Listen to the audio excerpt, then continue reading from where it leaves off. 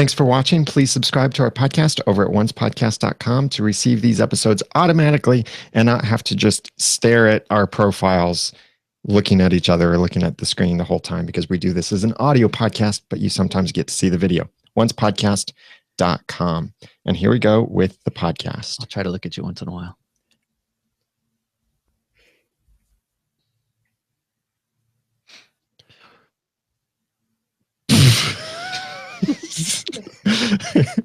I don't know what, like my mouth was ready to move and say something. But you forgot to fill it with words. Yes. Yeah. I was about to say we're sponsored by, which I thought, I never say that over the music. Why was that going to come out of my mouth? We're sponsored by Once. Okay, I remember what I say now. Oh, good. Take two. This is not a good night if the first 20 seconds have a blooper. Bloop. Blame it on the headache. Hashtag.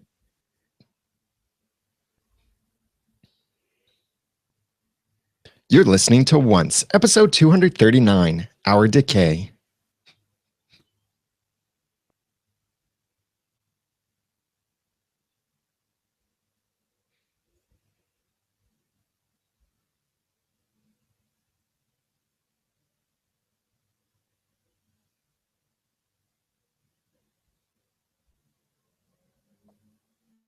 Welcome back to another episode of Once, the unofficial podcast for ABC's TV show Once Upon a Time. I'm Daniel J. Lewis. I'm Jeremy Laughlin. I'm Jacqueline. And we're glad to have you with us. And we have watched and rewatched this episode, Our Decay. And I want to say right up front, this episode is going up there with one of the best of the season, I think. I agree. Jacqueline? I agree quite a bit. I think it's my favorite, not only of this arc, but of the season as a whole. Jacqueline, got to take a moment here. Are you sure you're recording into the right microphone with Audacity? Yeah, it says Samsung. Okay. Okay, hang on though, because normally I can like do a drop down box and it's all gray. That's because you're currently recording. Okay, it does say Samsung Q2U though, but I didn't hear any music. Normally I hear our music. Yeah, I had that turned down. Thanks for mentioning that. Okay, I just turned that back up. Yeah, the music didn't play at the initial reaction. Listening from the other end. Oh, because I was like, you're talking and doing the introduction, but I don't hear any do do do do. Yeah. Let's just, to set the tone right, let's just start over. Okay. This is going so well, guys. I will message John. Strike that. 8 minutes. 7. Yeah, 8 minutes in. Sorry, John. He could probably have a reel of just sorry, John. Sorry, John. Sorry, John. Sorry, John. I know he's going to do it. You know that. He totally needs to, because we say it.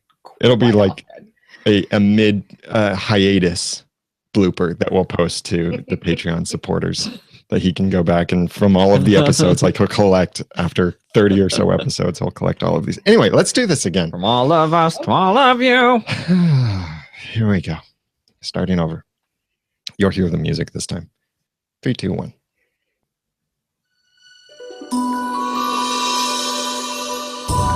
You're listening to Once, episode 239, Our Decay.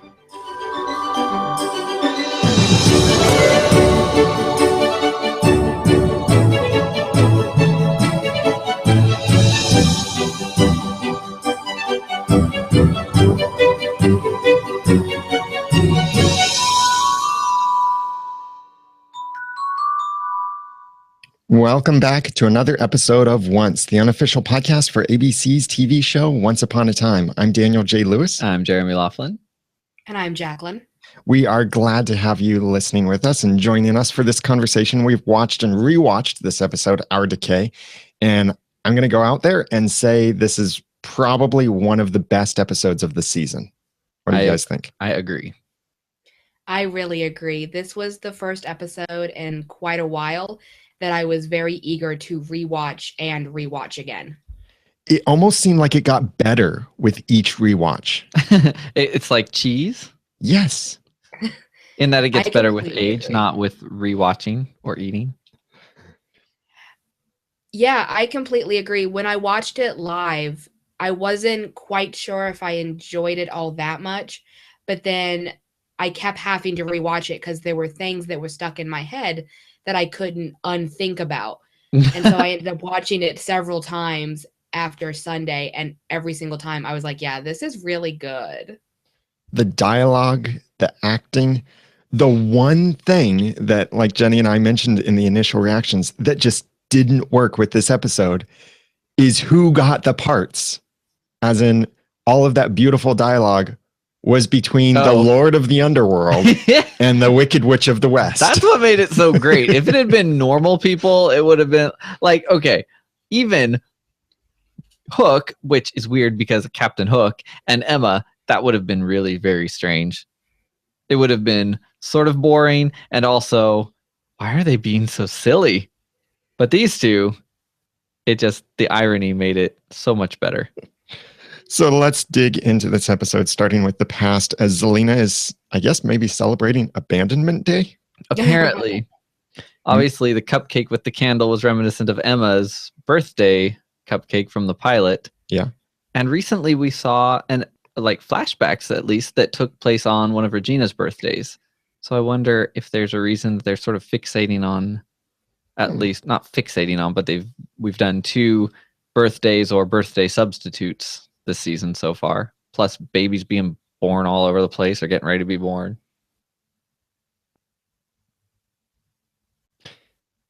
Which is the first birthday. And we don't know quite when this happens exactly. They're afraid to say. They'll put it on the DVD. It's many years ago. But Dorothy, they used a different actress for Dorothy. And older. Older. It could also be that the original actress wasn't available.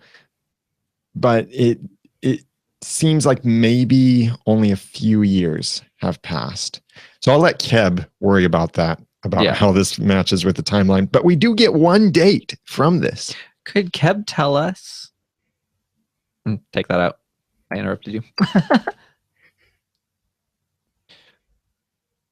And that is Zelina's birthday is April 15th. So it's coming up. Hey, celebrate your taxes. Celebrate your taxes. Send your check to Zelina, or maybe vice versa. Celebrate Money Abandonment Day. In the US, at least. Do you think, in looking at the timeline on an hour-by-hour level, Keb would be able to tell us whether it's ever daytime in Oz? Probably. It's a good question. Have we ever seen daylight in Oz? I am so baffled by this. Sorry, I'm looking at our very, very big timeline. I was going to say, you're doing a lot of side scrolling there. When Zelina left her father's hut, did she walk out into the daytime? Was sun shining through the windows? Yes, I think so. Am I making this up in my head? I think there was some sunlight at one point. I agree that it's mostly dark, though, because they want to show the Emerald City. Yeah. Emeraldy. But every scene in my memory that I'm thinking of Oz, like when there was the gathering of the whoever they were with the gems. No, but like back when we saw Oz before, and then the Munchkins this time, it's just always, I just think of a lot of dark and yellow and green. Matthew Paul suggested maybe Oz is the same solar system. Matthew Paul suggested maybe Oz is in the same solar system as Neverland. Right. No sunlight. But Dorothy could travel back to Oz. And Zelina mentioned the slippers. So I'm guessing, because why walk around with a pair of slippers like that? But I'm guessing that those slippers are a way that Dorothy is able to go back and forth now between Kansas and Oz. And maybe those slippers are how Zelina got back to Storybrooke. That would make sense, I guess. Except that I feel like to track the path of the slippers would be to find that they were not available. Well, I don't know that it makes a whole lot of sense because Dorothy is from fictional Kansas. I forget. Is that something we know for sure? Yes, Adam Horowitz did tweet that in response to a couple questions that he got after Sunday's episode, that Kansas, that Dorothy is from, is a fictional realm. I suppose that would explain her clothing. Which I don't know. I wasn't too thrilled about. I mean, I think it probably answers why Dorothy isn't a lot older if this is taking place after Regina's curse, possibly. Because fictional Kansas would have been frozen, the same as we saw of fictional Victorian England in Wonderland. But I don't know that having a land that is specifically fictional Kansas makes any sense. Yeah, and we've looked at the whole fictional realm thing before where it intersects with our world, and I think what doesn't sit well with us is that they've made the characters real by bringing them to our world, and they've made the Enchanted Forest a real place and some other places that were out of storybooks, but then where those characters traditionally in their stories intersected with our world, and it doesn't make sense on the timeline. They've just said, it's a fictional version of this this land without magic, but from a specific time period.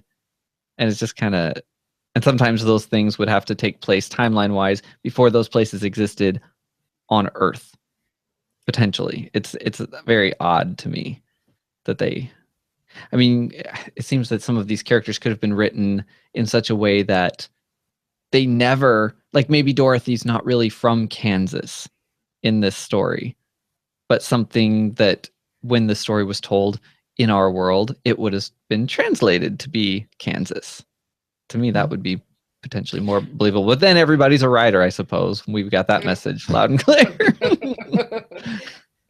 I like the idea of Dorothy being from actual Kansas because remember, Rumple wanted those slippers before so that he could get to a land without magic. And Jefferson had said way back then that the slippers had been moved. Yeah. Presumably that's when Dorothy took them and used them to get to a land without magic. Right, because then Dorothy's, she doesn't have to wear the traditional Dorothy clothes. None of the other characters were traditional to start out with. Yeah, that's true. Once Upon a Time does not take a traditional approach necessarily to these characters. They take a Disney and Kitsis and Horowitz approach. The Scarecrow was very short. Yeah, but I think actually well animated. Yeah. Yeah, I thought so too. Poor guy. But speaking of non-traditional story routes, how does Zelena know about the Scarecrow if Dorothy didn't have that traditional Oz story? Because when we saw Dorothy back in the episode Kansas, nothing resembling your traditional Oz story took place. So how does she even know about the Scarecrow if A, the wizard is a monkey? Sorry, I have to laugh at that. And 2, if the Scarecrow never ventured to the Emerald City to get a brain with Dorothy. And add to that, when did Dorothy win the love of the people? Yes. Yeah, she never met any of those munchkins in that episode, Kansas. For this episode, that was like, that was a key phrase. It's almost like the key words are bolded. So we've had snuff out the light and we've things like that. But for this one episode, it was the love of the people. It's your vocab, not really vocab word, but your keyword phrase thing. Yeah, and I don't know where she got it, but it was very coveted. Yeah, I had wondered if that was going to be something that was important in the future, like future episodes from now, because they kept saying it. Yeah, as we go through, there's a lot of stuff that feels like they're preparing at least for a future episode, if not a future story arc.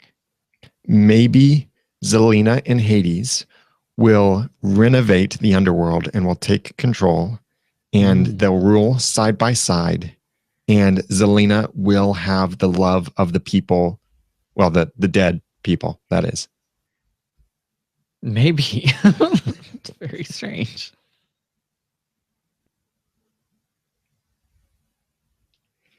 We finally got to see Toto. Yeah. In fact, when Dorothy was saying, I have the most powerful weapon of all, Toto starts sticking his head out, and I'm thinking, it's the dog. Of course it's the dog. Not really.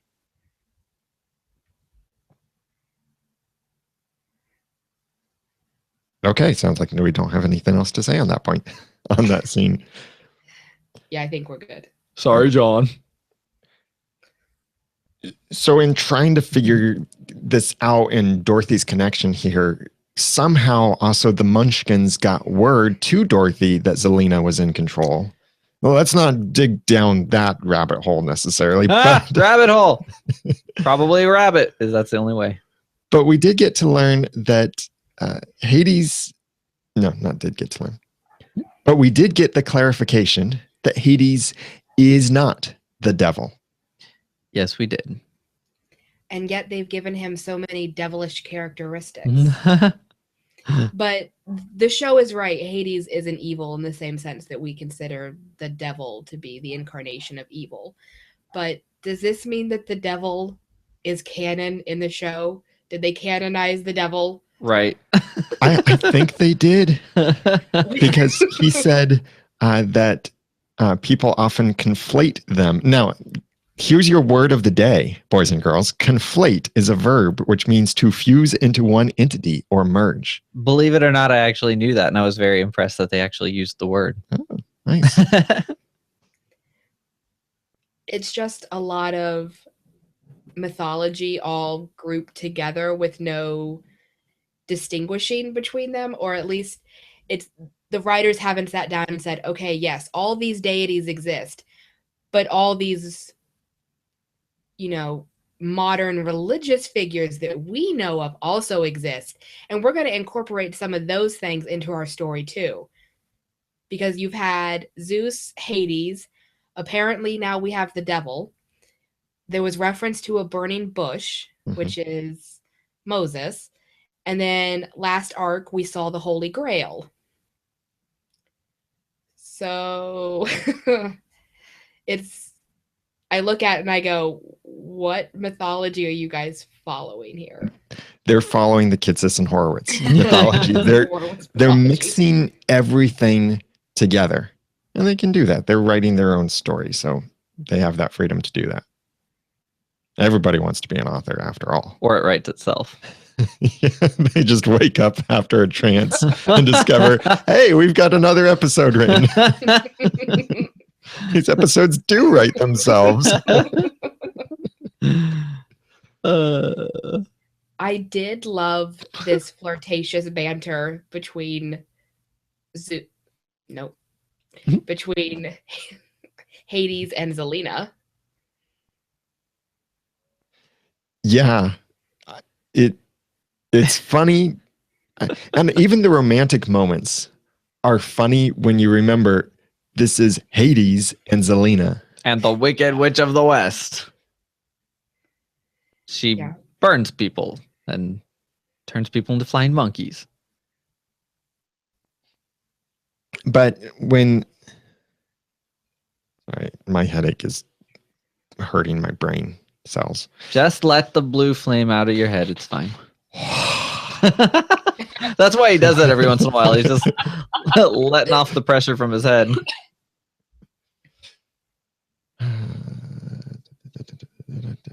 Oh, yeah. Okay. So when Hades visits Zelina in her throne room, that's when we get more of the Greek mythology sort of thing. No, we get bad Greek mythology. So explain, Jacqueline. First off, shout out to everyone who tweeted me during the live airing of this episode to ask if I was okay with this scene. It was really funny that people started tweeting me right away. Like when someone mentions a burning red room. Or it's Squid. Yeah. People tweet me. So they decided to make Zeus the older brother, as a lot of people kind of predicted they would. And this isn't true. While it's going to depend on what source you're reading, there is one widely accepted list of birth order for the Olympian gods. And it comes from Hesiod's Theogony. Hesiod is roughly contemporaneous. Contemporaneous? That's not the right word. Is roughly contemporaneous with Homer. And when you take any kind of Greek mythology course, you're probably going to read the Theogony or his other works and days. And line 453 of the Theogony goes into the children of Cronus and Rhea, who are the two titans who are ruling the heavens before Zeus and his siblings take over. And it reads, "But Rhea was subject in love to Cronus and bore splendid children, Hestia, Demeter, and gold-shod Hera, and strong Hades, pitiless in heart, who dwells under the earth, and the loud, crashing earth-shaker, and wise Zeus, father of gods and men, by whose thunder the wide earth is shaken." So the actual birth order that is the most widely accepted is Hestia, Demeter, Hera, Hades, Poseidon, and Zeus, making Zeus the youngest. I tried to rationalize this in my brain, that without saying, oh, well, they're just following some sort of Disney route. The only way that Zeus could be the eldest is if they decided that when Cronus regurgitates his children, because Cronus eats his children, except Zeus, he regurgitates them in opposite order. So Like you do. like you do. So Zeus was never swallowed, so he is suddenly the eldest, and then his siblings are reborn in reverse order, making him the youngest. Jeremy, you're not helping. Making Zeus both the youngest and the eldest, and making Hestia the oldest and the youngest. And that's the only way I could really rationalize this. I could get myself some Greek mythology. This stuff is funny.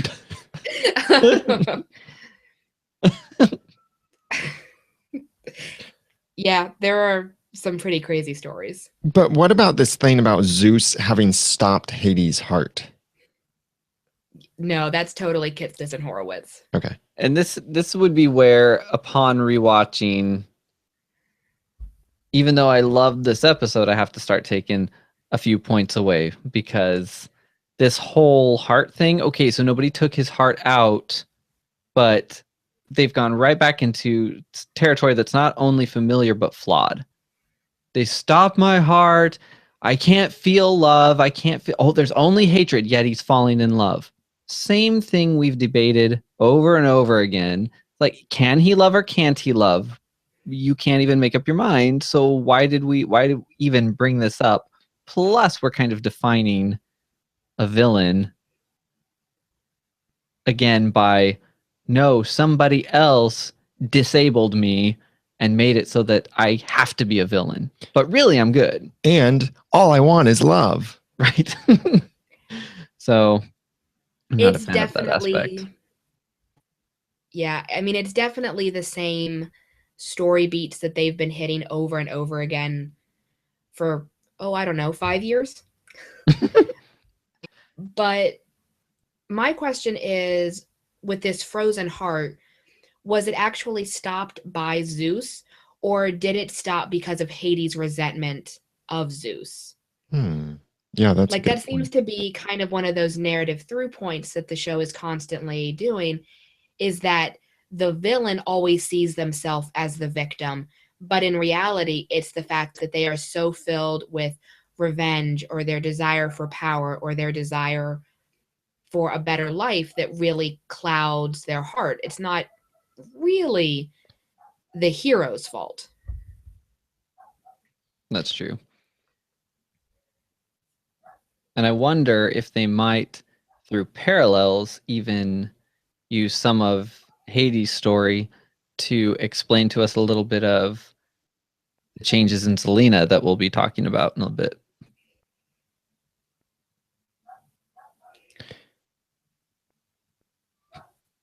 Toto? Oh my gosh, I'm so sorry.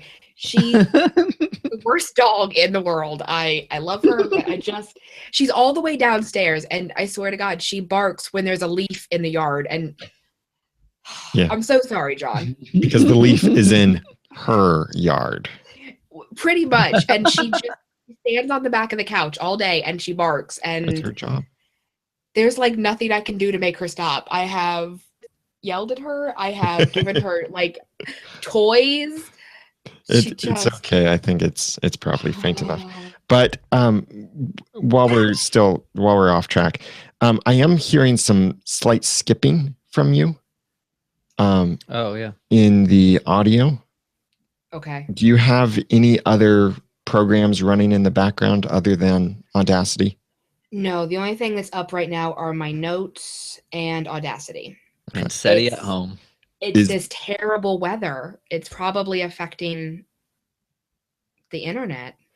Is there a backup program or antivirus or anything like that running? No. Okay. Green tornadoes in the area? There are no green tornadoes. Good. I am worried that my house is going to be picked up and taken to Oz. But goodness. If that happens, I will find Zelina and ask her when this flashback is supposed to take place. And make sure you upload the file to us so we can do the podcast. Get some munchkin to it. I'm worried about the show, and Daniel's like, yeah, just get me my audio jack. Oh, we're in the eye of the storm, Daniel. It's coming. Cool. I'll get to test out my new wipers. Aren't new wipers great? They are. They're very quiet. Yeah, mine too. I wanted Jenny to get the hose out and hose down the car while I test the wipers, just because I wanted to see them work really nicely. What brand? Michelin. Oh. They were on special. Oh, mine are Bosch. Oh. They were not on special. Oh, I didn't like those. Sorry. Okay, complete sidetrack. Wow, are we doing a podcast? Yeah. Oh, yeah. I forgot about that. Oh, isn't this car talk? Did you want to mention your one other thing about no one most hated? Jacqueline? Yeah. Okay. So during this scene, one other little Greek thing, Hades does say no one is more hated than the Lord of the Underworld, and it did remind me of a rhetorical question that King Agamemnon asks in the epic poem, the Iliad, where he asks a bunch of soldiers, why do we hate Hades more than any other immortal? And the answer is basically because he's so unyielding. He's not really going to change his mind about any kind of judgment he makes on you. That makes me wonder about his present state as we see him and how much we can trust him. Yeah. Well, then we get to see the beautiful bicycle ride together. And pretty much when you get on a bicycle ride with a person, you're going to fall in love with them. That's like you, someone else, bicycle ride together, you fall in love. It's kind of how it works. Huh. Is that a real world rule, or is that just a once upon a time rule? But that's a movie rule. Oh, movie rule. Have you never seen Butch Cassidy and the Sundance Kid? Raindrops keep falling on my head. While they're taking their like little bike ride, and they really okay. I think I'm like much younger than both of you, and none of you have seen that movie. Yeah, well, you know, this was another one of those things that was really cute and beautiful, but it's Hades, the Lord of the Underworld, and the Wicked Witch of the West. It's one of those most absurd things they've ever done, and I never could have predicted we'd be describing this scene when the series started, but it was great. It's like a broom with wheels. Yeah. Now, here's what I thought was going to happen. I thought he was going to enchant the bike, and it was going to fly, and it was going to be very reminiscent of Mrs. Gulch from E.T. Or E.T. Or E.T. Mm-hmm. Sorry, I interrupted you. Go ahead and finish. So I thought it was going to be sort of a callback to was it Miss or Mrs. Gulch? I can't imagine it was Mrs. She was a little severe from the original Wizard of Oz movie, flying through the twister on the bicycle. And she was also the Wicked Witch of the West. Yeah. Or a little E.T. reference. because we did already have the glowing finger glowing almost. finger. If she had stuck up her glowing finger while on a flying bicycle, we all would have started theorizing that the next story arc was going to be E.T. And I don't know what that would have looked like. But it was exciting enough to make Hades' heart flutter, which makes me think like it kind of like it's been in a dormant state, and this has given it just a little bit of life. And somehow that felt good but okay, so you've had a cold before, and you know what it's like when your sinuses are finally empty, truly empty for the first time in days or a couple of weeks, and you breathe and it's like, that feels awful. Can you imagine having a stopped heart for who knows how long, like eons, and then it flutters? That would feel awful, I think. He did say it's been a while, which might be the reason he has a slightly altered judgment when they find Dorothy. I've seen many powerful women in my day, but none as brilliantly wicked as you. Or clever, or witty, or beautiful. Oh. It's so sweet. And I'm totally apparently, shipping these guys. what's not being said is, and no, not just from the brief time we've spent together, I've been watching you from a distance for a while, which is creepy. I do think they make a great couple. And this episode is certainly a beautiful thing that happens between them. But it's just, again, Zelina and Hades. I just keep coming back to that. These are two absolutely wicked villains, and we're seeing them fall in love. It's kind of like seeing some murder movie, and you see the murderer goes back and loves spending time with his children and his wife, and he's a great family man, great with kids, and then he goes out and murders people. Well, think about birthdays in their house. It'd be like he helps her steal organs and possibly hold babies, and she like wipes out villages for him and brings him souls. Well, okay, I made this reference over at the forums, but it kind of reminded me of Madalena and Gareth from Gallivant, when they basically are like, we're terrible people, so we should be terrible together. Yeah. And it made me happy. Now, when they talk to Dorothy, when Zelina then talked to Dorothy, she said, "What happened to you back in Kansas?" Which makes me want to know what happened to Dorothy back in Kansas. They've suddenly brought Dorothy in way stronger. Yeah. Hardened in some way. Yeah. So they could have just decided, okay, Dorothy last time kind of lame, so let's just make her cool and let's throw in this line to sort of like say, yes, we see that she's very different than the last time we saw her. Or, and the way I think we're kind of interpreting it, it feels like they're building her up as a character for some future purpose. And in our chat room just now, Doxson suggested maybe a spinoff. No. Once Upon a Time in Oz. Well, they're going to have to find the sun if they're going to do Once Upon a Time in Oz. That's just prerequisite. I can't watch all that darkness. It's depressing. It was also Go ahead. Sorry, I was going to make a joke based off of what Jeremy just said. It was especially. And you're going to again? Tell the joke. Okay. Tell the joke. No joke. Oh, okay.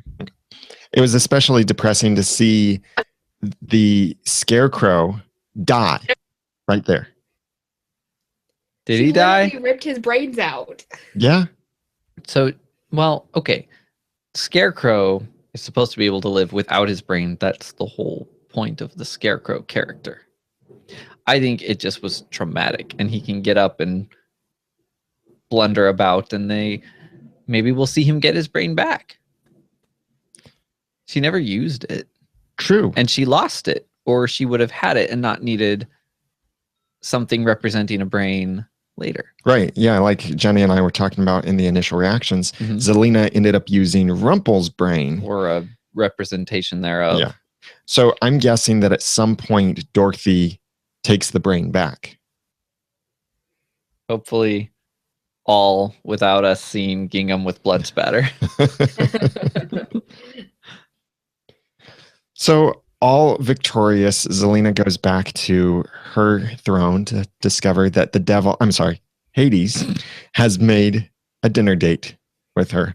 Which, rude.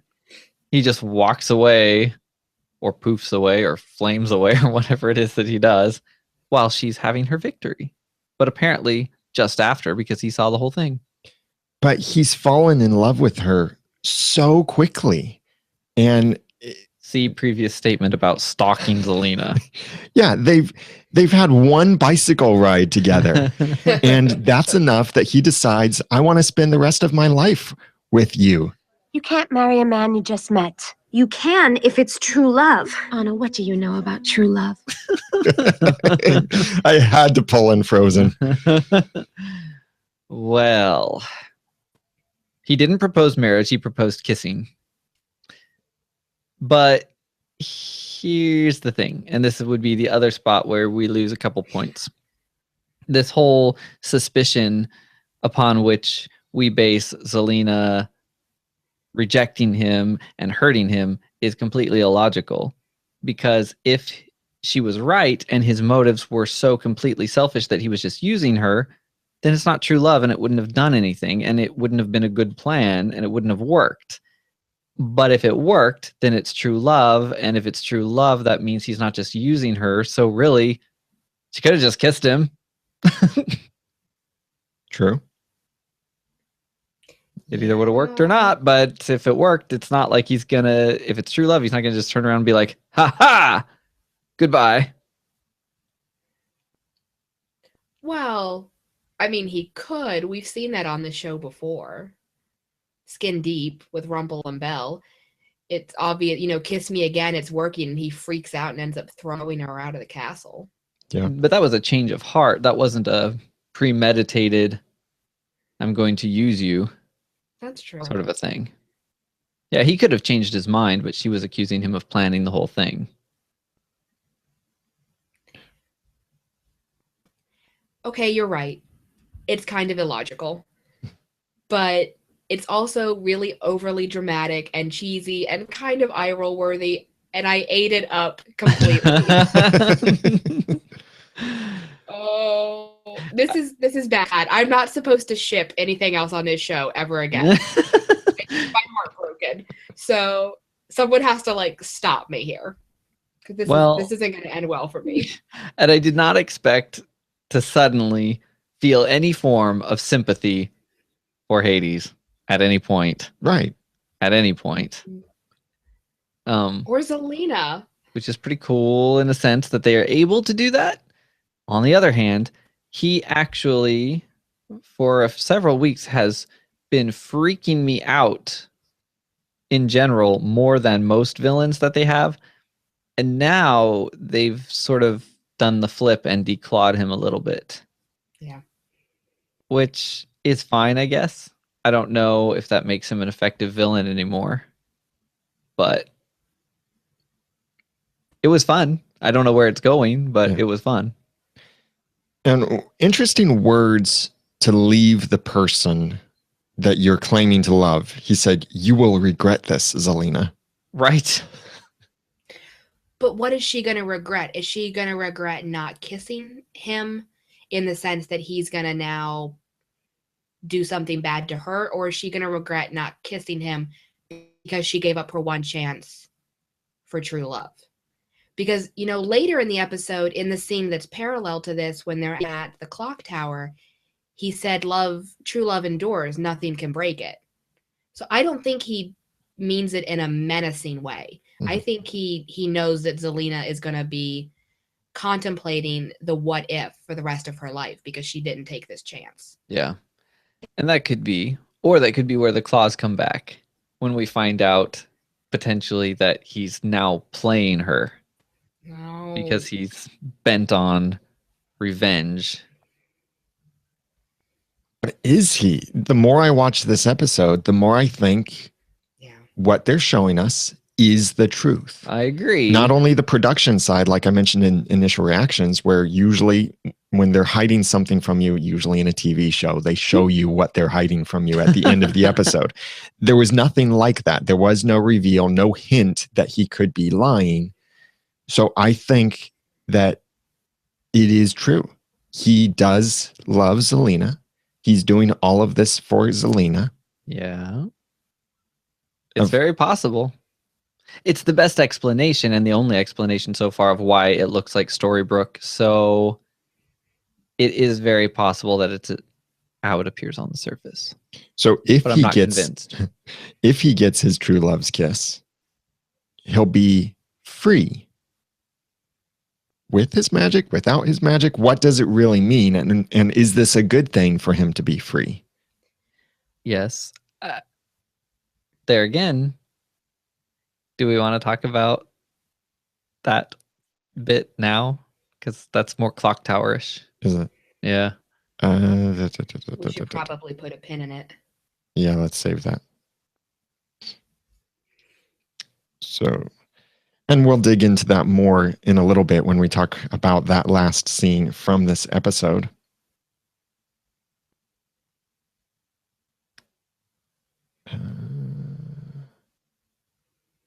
Oh, Jacqueline, do you want to read any of this forum stuff? Yeah. Feedback? Just to show that I'm not like a total sap, that there are some criticisms here. I mean, I can't be me if I'm not a little bit critical.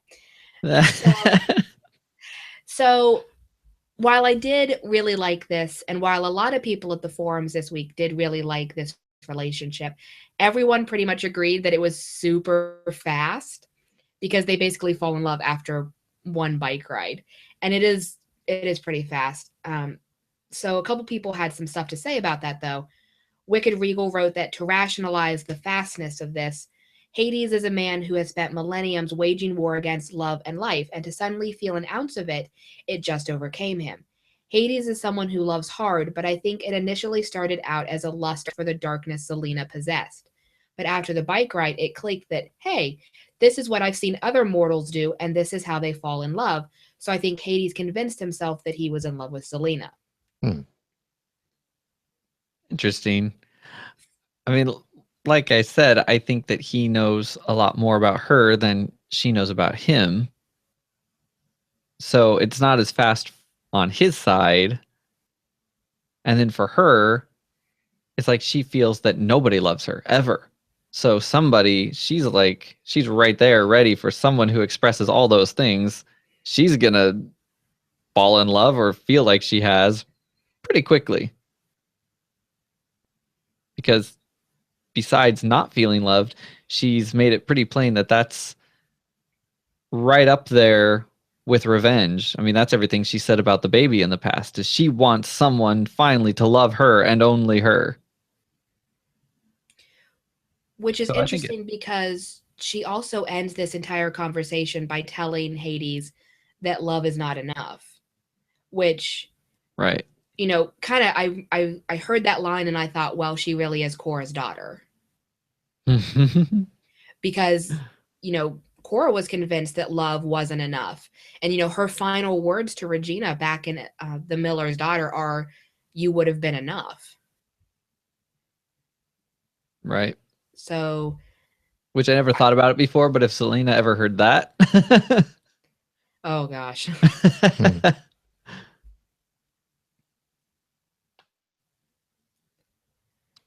Do you think we'll get to see Zelina and Korra?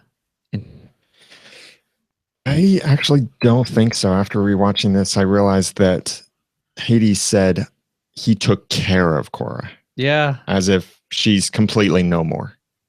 Yeah, that's weird.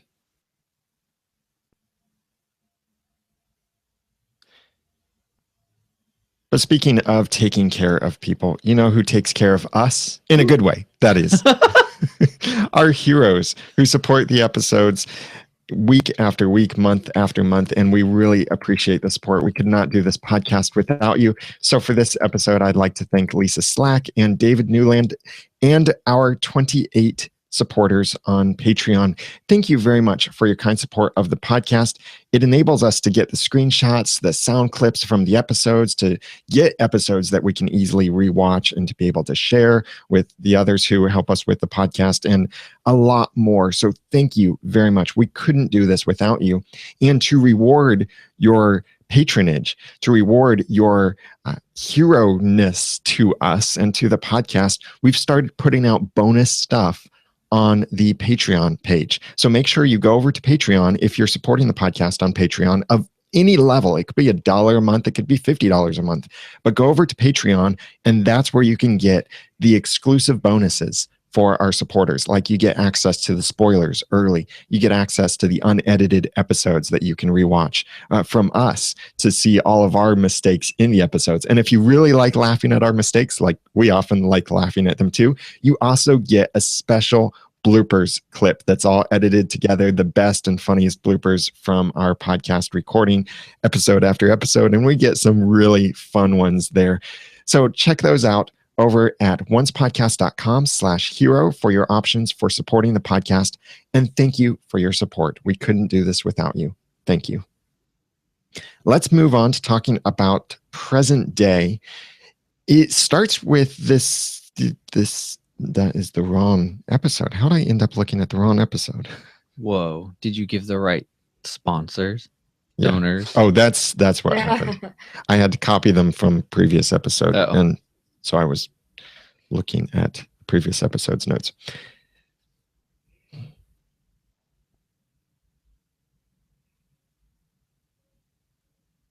It starts in Storybrooke. No. It doesn't. Yeah. Moving on to present day in the Underworld, it starts off with Hades walking by the clock, and he's got this emotional look on his face. That's one of the things that makes me think everything he's saying about doing this for Zelina is true. And one of the reasons why he's feeling emotional now, especially as the clock ticks right there in front of him, I think it's because he feels like this place I built for Zelina and I, this place I built for Zelina and me is crumbling. It's falling apart. It's dying. And there's going to be nothing left for us to enjoy together in our wickedness. Huh. That could definitely be. I didn't know what to think the first time. Second time, yeah, I was right there with you. But now thinking back about it, his expression was relatively non-committal. Whereas later, which we'll discuss, Zelina, we have a moment where Zelina is holding her baby and she is by herself and crying over the fact that she hurt the baby with her magic. We know it's genuine because there was nobody around to try and fool. With Hades, we don't have any clear-cut moment. I mean, yeah, you could interpret how he was looking to be that, but it could have been anything in my mind. Like it could still be a twist, I suppose, is what I'm saying. That door is not closed. Whereas even though Zelina may be changing her mind again, we had that confirmation, I suppose, of her motives. I tend to agree with Daniel. I thought it was a pretty emotional, silent scene where he was communicating that he really misses Zelina because he's looking at the picture of the two of them together, and he's standing next to the clock tower, which is literally ticking away, I guess, the souls as they leave and the moments until this gift that he made for Zelina goes away forever. And I had a lot of feelings for Hades, and I'd like to keep him forever. So you would rather nobody leave the underworld? Put his name on a tombstone and he'll never leave. No, because I don't think I could take the red tint for the rest of the series. But, he could totally pop up to the real world and they could get a little house together somewhere. And then you'll never see him again. Probably. Speaking of popping up in the real world, they have this back and forth, and it's the first time that we've seen Storybrooke this year or this second half of the season, and it was really neat to see Storybrooke and to know, okay, Storybrooke is still there, it still exists. It looked so normal. The worst thing that's happening is Zelina is there somehow, I'm guessing because of Dorothy's slippers, but I really liked this back and forth between two simultaneous things in completely different worlds, and then how they connect with each other. Yeah, I liked it. I mean, first of all, it was interesting to, after months or weeks or whatever it's been of not having any blue fairy, we have two of her, at least for a moment. They're making up. Which she needs to have a moment in which she decides, I want to be the blue fairy again. I'm not Mother Superior anymore. Yeah. She really needs that moment. I am no longer both. If for no other reason than I'm tired of hearing them call her Mother Superior when they could just say blue. As soon She's as not that really a happens, nun. she better become the biggest, baddest villain in the entire show then. Because Sneaky Fairy will always be Sneaky Fairy until proven otherwise. So as soon as she says, I am the blue fairy, I want her to be menacing and destroying Storybrooke. That was kind of a missed opportunity. They really could have played up the Zelina impersonating her thing a bit more and had her do something sneaky with all of us believing it was blue, and everybody would have been freaking out and going, Sneaky Fairy is true. And then it was Zelina. They didn't really give chance for that to be appearing to be the case. They gave that theory just a little crumb. A crumb. That's what they did. One of the strange things here is this portal opening because of the mechanics of portals. Because it's supposed to be that only a magic bean or rabbit or dark curse or slippers or some of these other things can open a portal to our world. Now, that could be a little bit different because our world now has magic, and so it is more connected with the other worlds. But here's the way that I think it could be explained, is that this portal was basically using Hades' magic, but then it's Rumpel's blood added to that as a catalyst that enables Hades to bring someone back alive. Okay, that actually makes more sense because I was frustrated by the fact that first they needed a ship to get there and Rumpel's blood, and then talking about leaving, they needed a boat again. But here, no boat required, but that makes sense. It was a combination. But it's just a Storybrooke, right? I mean, Rumpel's blood can't open a portal to anywhere, right? Because that would be... The implication, I mean, there was a question of where do you want the portal to go? Yeah. That's true. Now, that could have just been specifically to our world. But, I mean, Hades can apparently go wherever he wants. But with very limited power when Yeah. he does.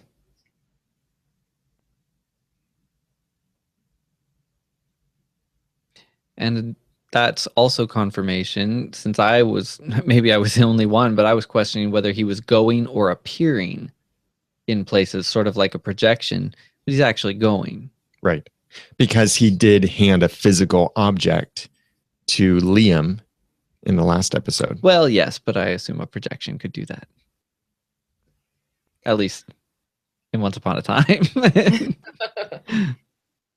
Well, speaking of portals, I guess I agree that the slippers probably got Zelina to Storybrooke, except for a few things. One, she's not wearing them. Yeah. Two, again, Dorothy is from fictional Kansas. If Zelina clicked her heels, it wouldn't actually take her to Storybrooke. It would take her to fictional Kansas. Or it would take you wherever you want to go? Maybe? Have you seen any portal that works like that? I think, I can't quite remember it now here, but it seems like we've seen the slippers used by someone else. Wasn't it Regina or... That stuff is so foggy for some reason. Zelina got them, and she took herself to the Enchanted Forest to study with Rumple. That's right. Yeah. And then she took herself back to Oz. And then Galinda gave the slippers to Dorothy to take her home to Kansas. So there we go. From Oz to Enchanted Forest, not Oz to fictional Kansas.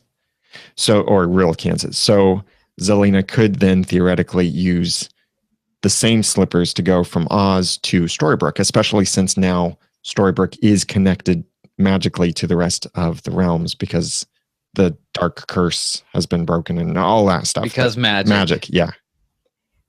But then does that mean that Dorothy went from fictional Kansas to the Enchanted Forest to Oz? No, I think she just went from Kansas to Oz. But you know what Rumple would say.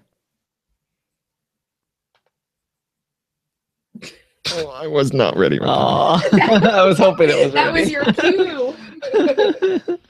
Your questions are pointless.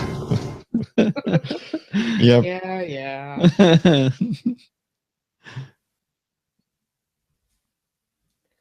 But I did like the jump cuts the same as Daniel. Though, did anyone else think that Belle kind of lunged herself into that portal? Yeah, I couldn't quite tell there. Yeah, she did. She grabbed that baby and jumped into the portal of unknown origin, but certainly of red doom color. Good job protecting people, Belle. This is why you get left behind. No, not really, but it was I felt it was rather ridiculous. Zelena jumping in made sense. Well, I looked at that scene several times, and it's a weird thing. You look at it from above the portal, and it looks almost like Belle intentionally steps into the portal. Mm-hmm. But then you look at it from inside the portal when we see Belle going through it, and it looks like Belle fell into the portal. I think it would have been cool if the baby had just been picked up and pulled into the portal and Belle dove and grabbed it. That would give so many people nightmares. Well, but it's what should have been happening because that portal was supposed to take the baby. Right. And it's because it took all three of them instead of one that it ended up somewhere different. Just kind of like the premise of Lost in Space, because there was a hitchhiker, the weight calibration and everything was completely off. And so they ended up somewhere different than they were supposed to. I wasn't thrilled with that. But they did land right outside the home there. The same place, the what is that? School, right? But they did land right outside the nun's school, equivalent in the underworld.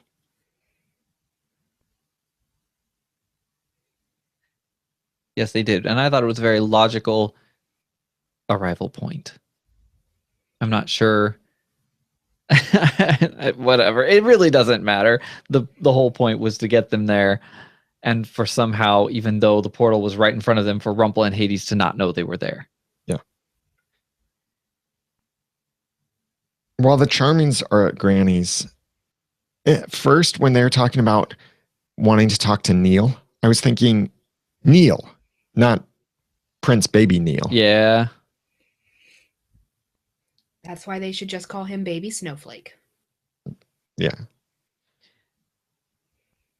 These moments at Granny's are also among my favorites, which is why I'm enjoying this season or this story arc so much. Yeah, the Blind Witch is a lot of fun. Who thought we'd ever have a chance to say that? Or ever have a chance to say level 1 haunting. That whole thing. But Snow's realization that they're regulars, I felt like the translation was more, oh no, David, my proclamation that I'm Snow White didn't turn us into relevant characters. We still sit at Granny's. Eating dry white toast and oatmeal, which is maybe the blandest breakfast ever. Oh, yeah. Yeah. That's the kind of stuff you eat when you're sick. I still say they are Snow White and Prince Charming. Could they possibly please do more than sit at Granny's? There's got to be stuff. David's breath might do more because it's apparently extremely valuable on the black market. That's true. So the underworld has a black market, guys. Just saying. Where? Like, it's the underworld is Storybrooke. So every time they say that there is something in this underworld, I have to rationalize it with, okay, but where is it in Storybrooke? So where are they setting up this black market? Like, is it the mayor hall? What all do they trade? And how do they even get the breath of the living when no one living ever goes to the underworld? What do you use it for? All They very can't- good questions, but as Rumpel would probably say, Your questions are pointless. Well, I have more, Rumpel. I want to know what a level 2 and level 3 haunting are. Well, do you remember when Cora came back? Yes, in season 3, episode 18, Bleeding Through. Yeah, so maybe that was a level 2 or a level 3 haunting. But somebody explained to me, now that we've seen her in the underworld, why she looked the way she did. I guess that's the translation of a haunting. And on that topic, the Charmings really jumped at this chance for a level 1 haunting. How did they know they weren't going to... they don't know how it's going to be on the other end. How did they know they weren't going to totally screw that kid up for life?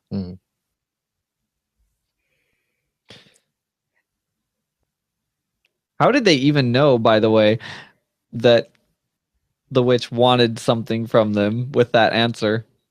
I thought it was a great answer. because she was very vague. Here and there. Yeah.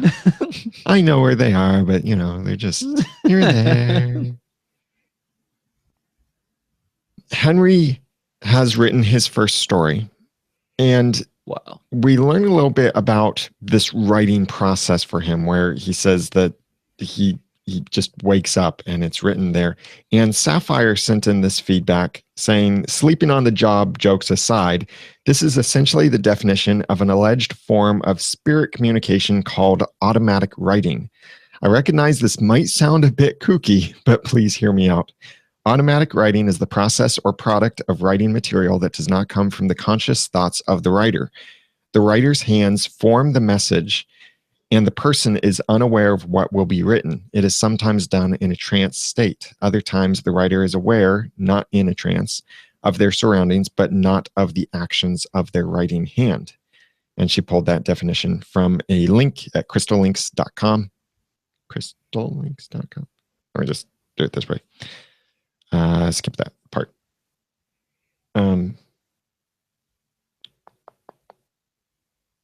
I mean, I don't know that it's a direct reference to that. Let me jump to this. I hope not. Hold on.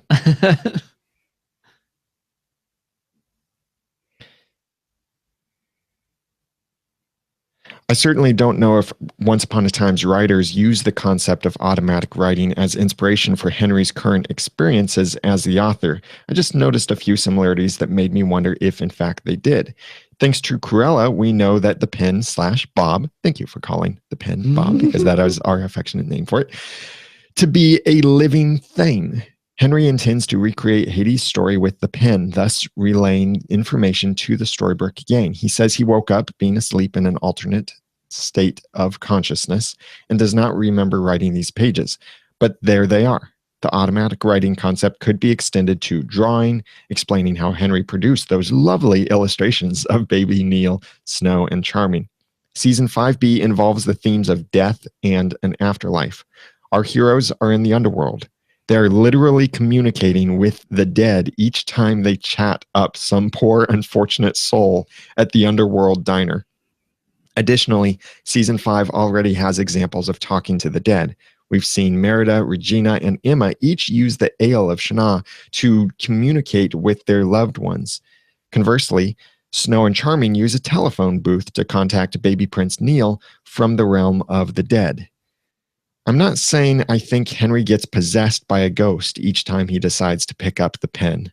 However, I wonder if it's like what Daniel said, that's me, Daniel, she's referring to.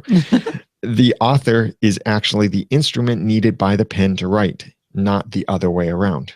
We didn't see that happen to Isaac when he was the author. I'm curious to see how Once Upon a Time's writers explain this new facet of Henry and Bob's partnership and where they take it from here. I think we didn't see Isaac writing that way. We saw Isaac writing. But he was making the stories happen. Well, yes, but we saw him use it correctly as well. And it came from the pen. He wasn't even putting the pen on the page. And when he did it, he was writing things that he wasn't observing directly, which suggested that the story of what was happening in the world simply flowed from the pen. When did we see Isaac using the pen properly? I can't remember a single time we've seen him use it properly. I'm thinking when he wrote for Cora, improper. When he wrote for himself to get himself out of the prison, improper.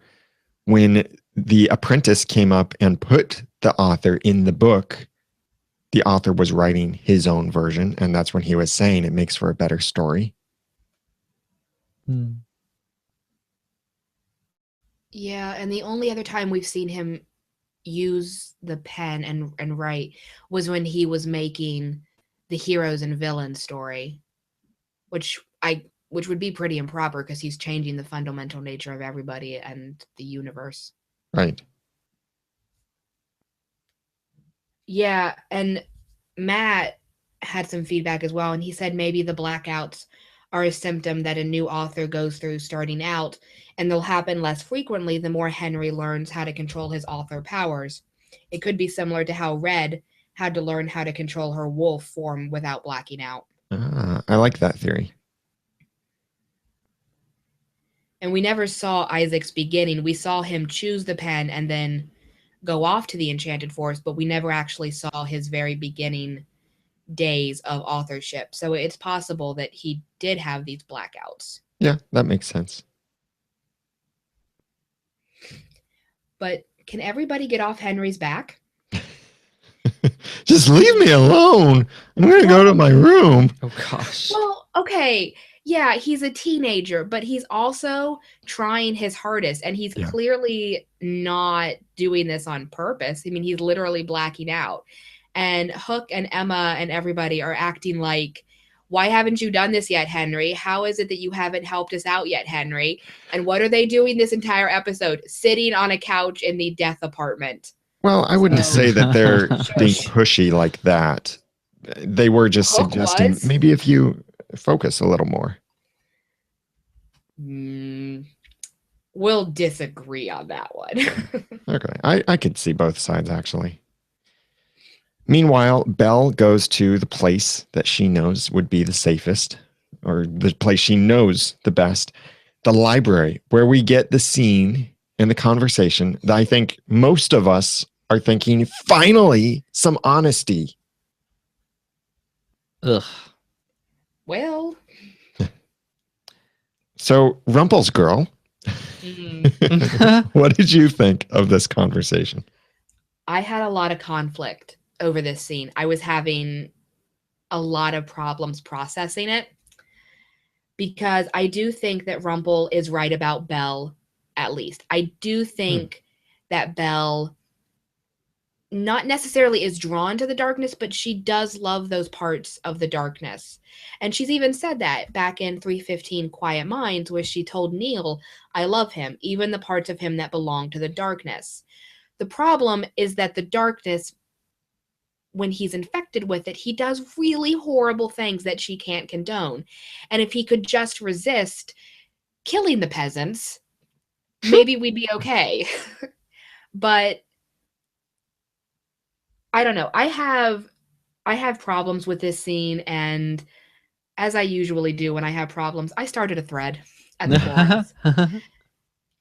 And it's probably been the most popular thread all week. And there's some really, really great feedback. And we'll have a link to the thread in the show notes. At oncepodcast.com/239. Thank you. And I think I'm going to let other people talk because I still don't quite know how to interpret this scene because I don't like what Rumple has to say, but at the same time, some of it is true. And maybe that's why I don't like it, because he's being honest, but it's not a very hopeful thing for me to hear from my former favorite character. So, yeah, I mean, beyond the fact that Belle didn't even question how he knew she was pregnant and she didn't, there were a lot of things in this conversation that were true and good to get out. I was glad they didn't want to prolong her ignorance of his deception, because again, Emma should never have made that bargain. Yeah. There's no way that she should have agreed as a hero to keep Belle in the dark for him. I think that was always ridiculous. So good, now it can be over, I guess, except Emma still did that. But then there's the fact that Rumple keeps calling this power, but it is evil. So The way he's using it is evil. sure, but it's still the darkness. It is still the dark one. It has been turned and become evil, and they may twist that around at some point, but that's not how it was set up from the foundation of the show.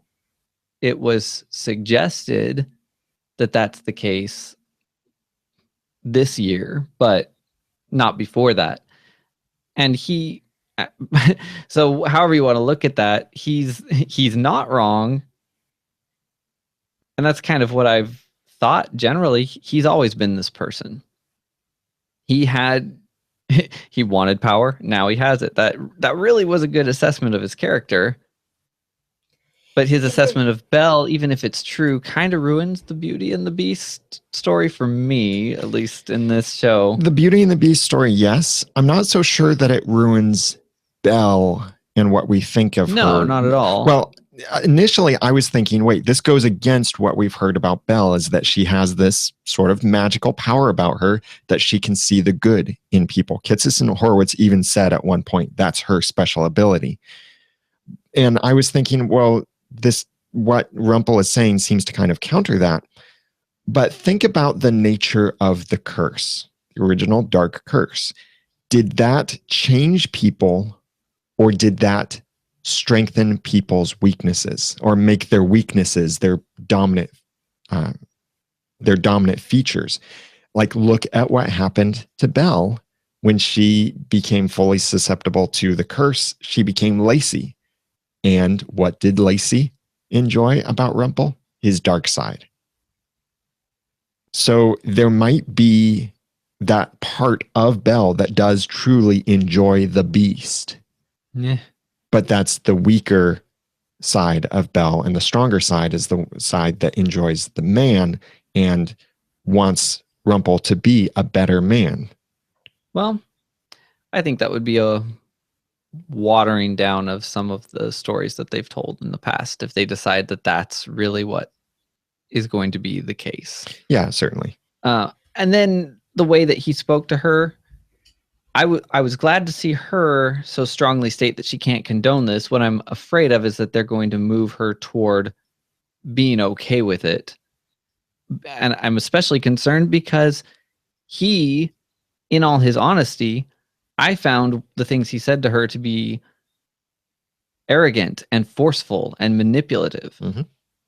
Like, you can actually have happiness. You just have to accept me as I am. Which, in this context, is so wrong. No, I love the power too. And I've always wanted it, and you're just going to have to live with that. But you should. You can, and you will. Jacqueline, you mentioned that the forums are very actively discussing this. What are some of the thoughts from them? Keb had some really great feedback that I want to read. And she wrote, Rumple is right that Belle needs to accept him as is and stop trying to change him. He's right that she's attracted to the beast as much as the man.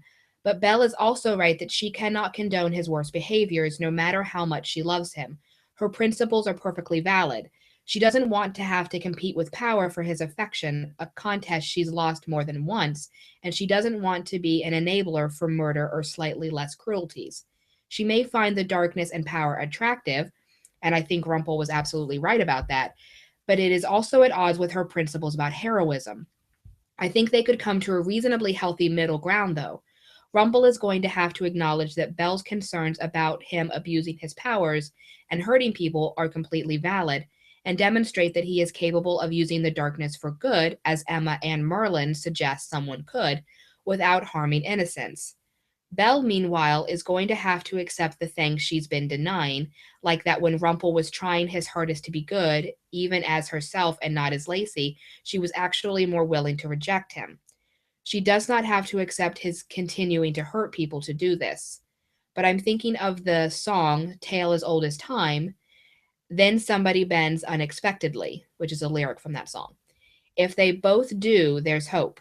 If Rumpel sticks to his line of "this is who I am," Belle will never be able to accept that, and as it includes deceit, murder, kidnapping babies for potentially nefarious reasons. I agree with a lot of what Kev said, but I kind of want to talk about something Jeremy said, which is this idea of Rumpel's always wanted power, and that's how Rumpel talks about it. But I think there's something underneath the power. And this comes a lot from Nevermore and also OUAT Random Thoughts, who argue that what Rumpel really wants is control. And it's not necessarily control in the sense that he wants to manipulate and use everybody around him, but he wants control of his own life and destiny. Because when we first meet Rumpel at his earliest stage, he is incredibly poor, he's a peasant, and he's under the thumb of a duke who can literally control whether or not he lives or dies. The same can be said then of his child. The duke has complete control over your entire life. And Rumpel's never had control of his own life. His father abandons him, his father takes him, or he leaves him. He's shuffled around the board many times. He's told that he has to go to war. He's told that his child has to go to war. He's told that because of the circumstances of his life, he can't just really pack up and move or do something else. He's literally stuck. He has no control over his destiny. And I think that's why the dagger and this power hold such allure. I don't think it's power per se that he's after so much as he doesn't want to give up that safety blanket of being able to be in control of his own life. And I think what we'll see is maybe a compromise.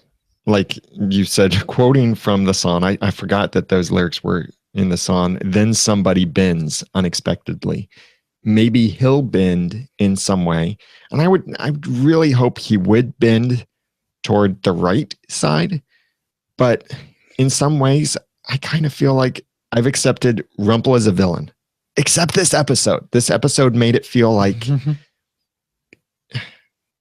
he's not fully villain, but also not good. But it's like the gangster who is a gangster so that he can have a wonderful life with his family. It's a conflict, really.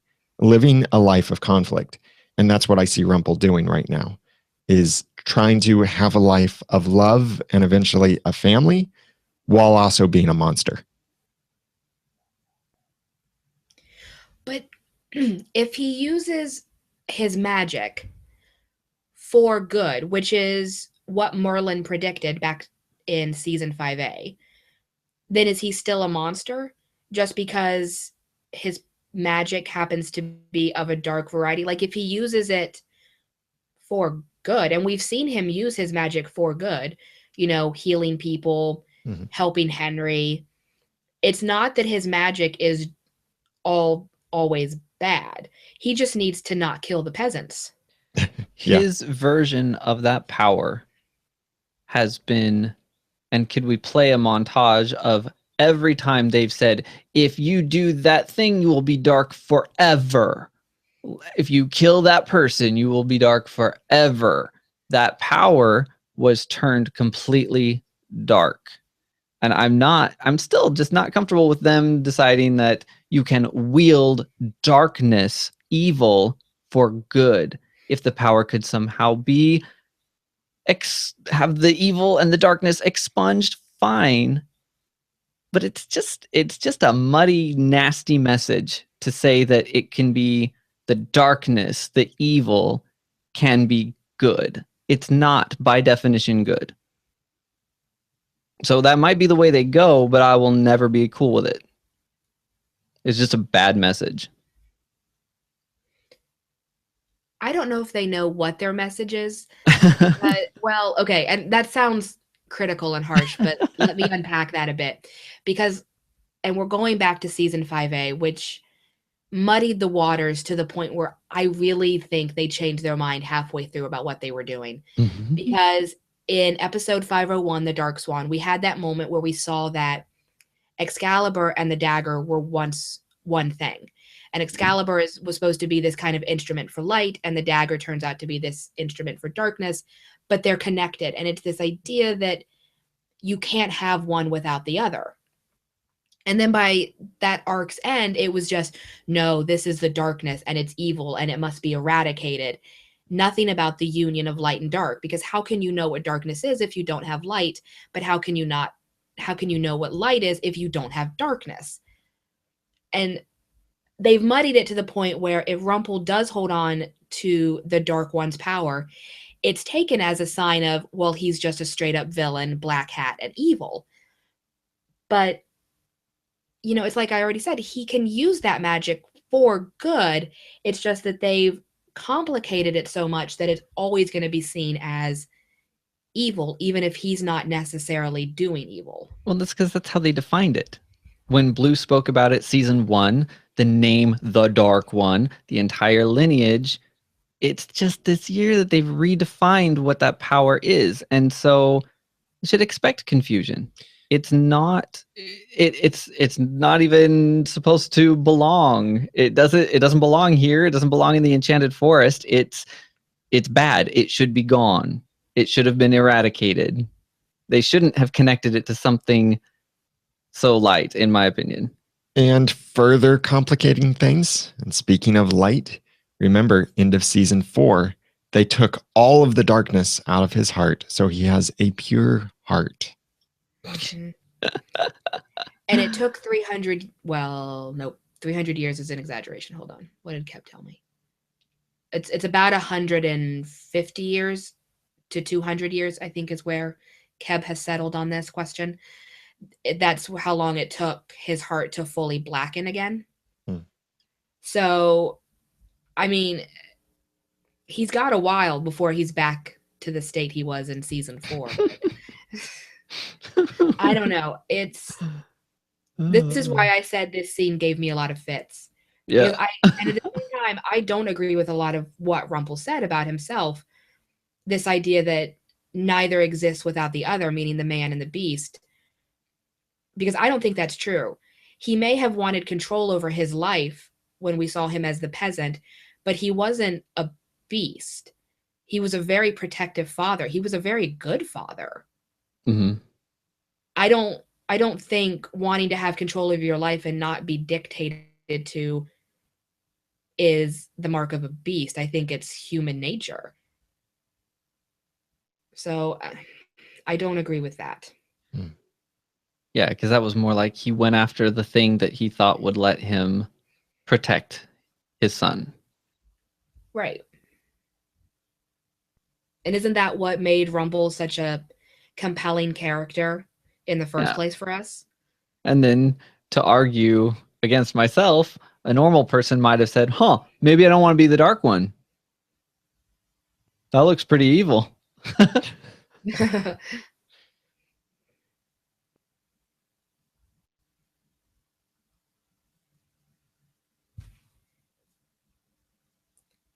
I think I'm done unless you want me to read. No, that's I kind fine. of hit what Slurpee's had to say. Yeah, you did. And yeah. I was looking over that. Yeah.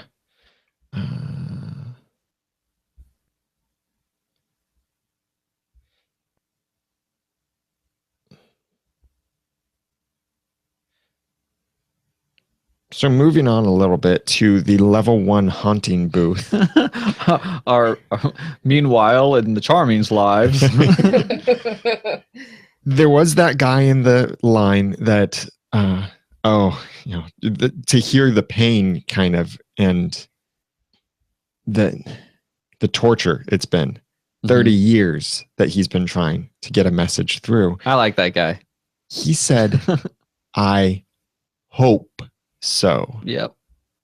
So it surprises me that this haunting booth is available, because wouldn't that be something that gives people some kind of hope? It's true. Especially since it does work. It should be black market and there shouldn't be a big line. Hades would shut it down.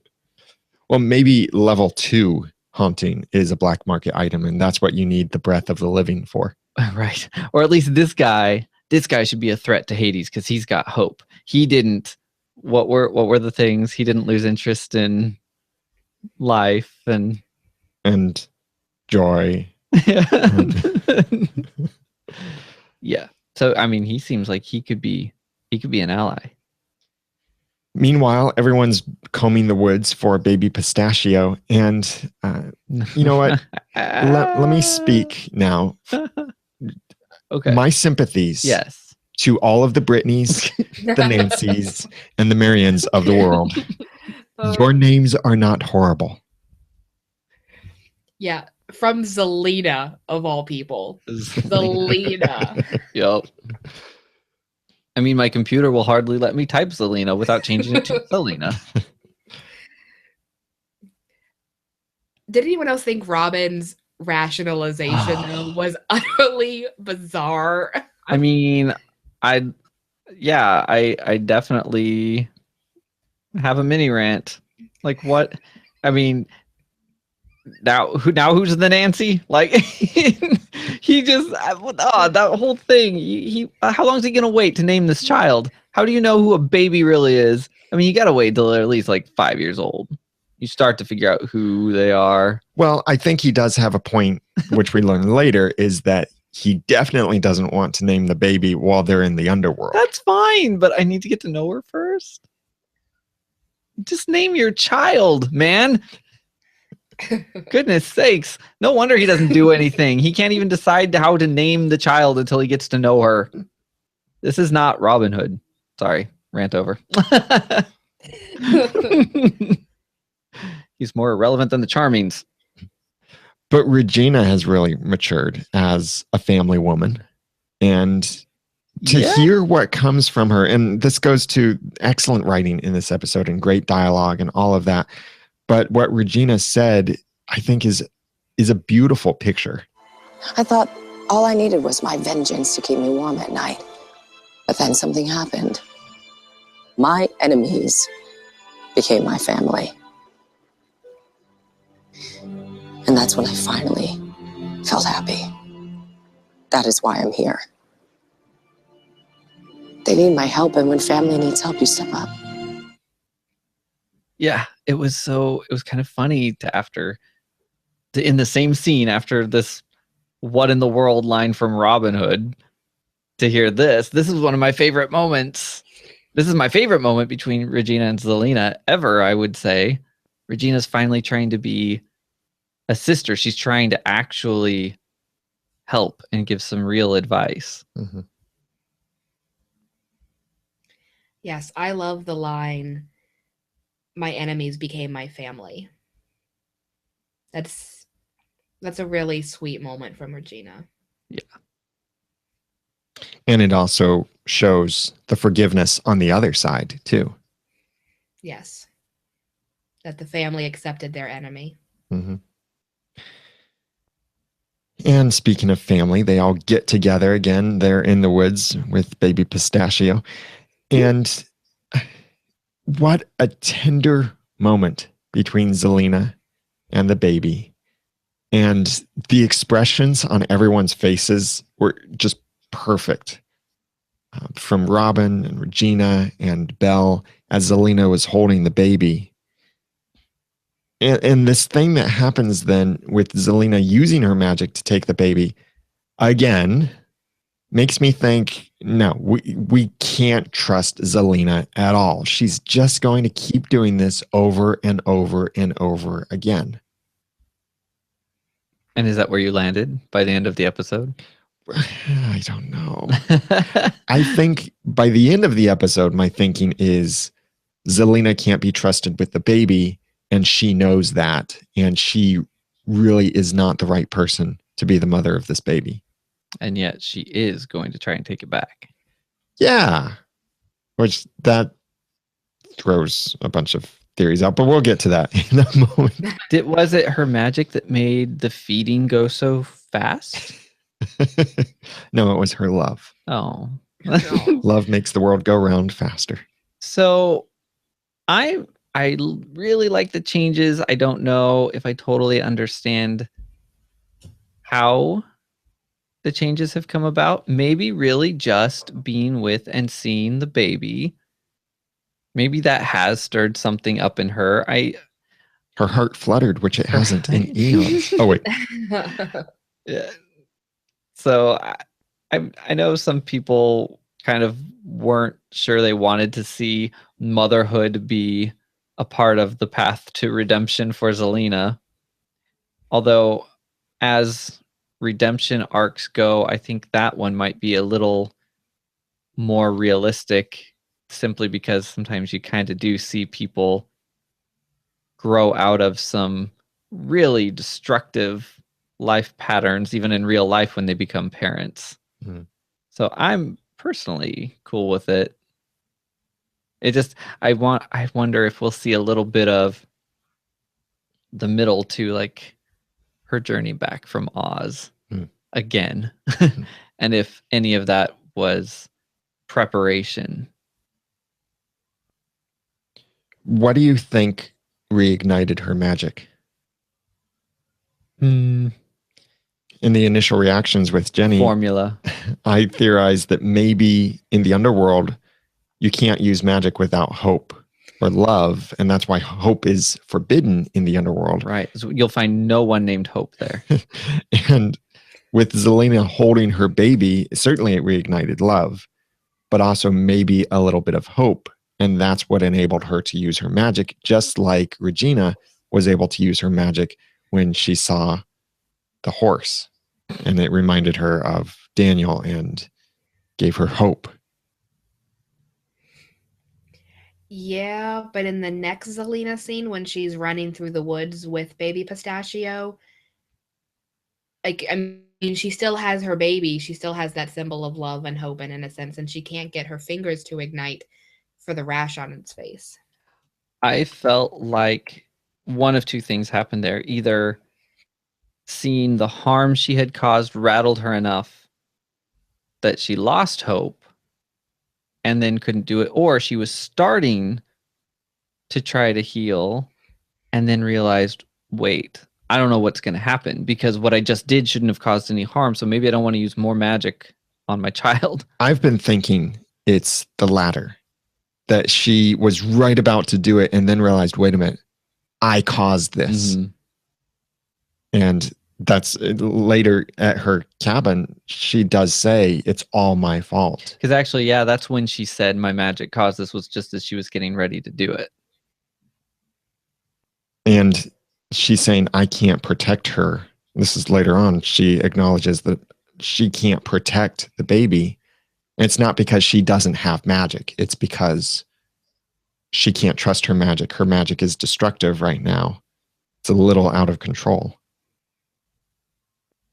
And it's kind of like Storybrooke when magic was first brought to Storybrooke. Remember, it was a little unpredictable. It was. Or they needed to relearn it or something. It's certainly a good thing to have happen when you need unpredictable things to happen in the story. When they do confront Zelina at her home, she does say this thing again. Beautiful words, beautiful writing here. Take her. You can protect her. I can't. My magic's unpredictable. I don't care if you never let me see her again. But you have to save her, Regina, please. It's more important than what happens to me. Beautiful. Mm-hmm.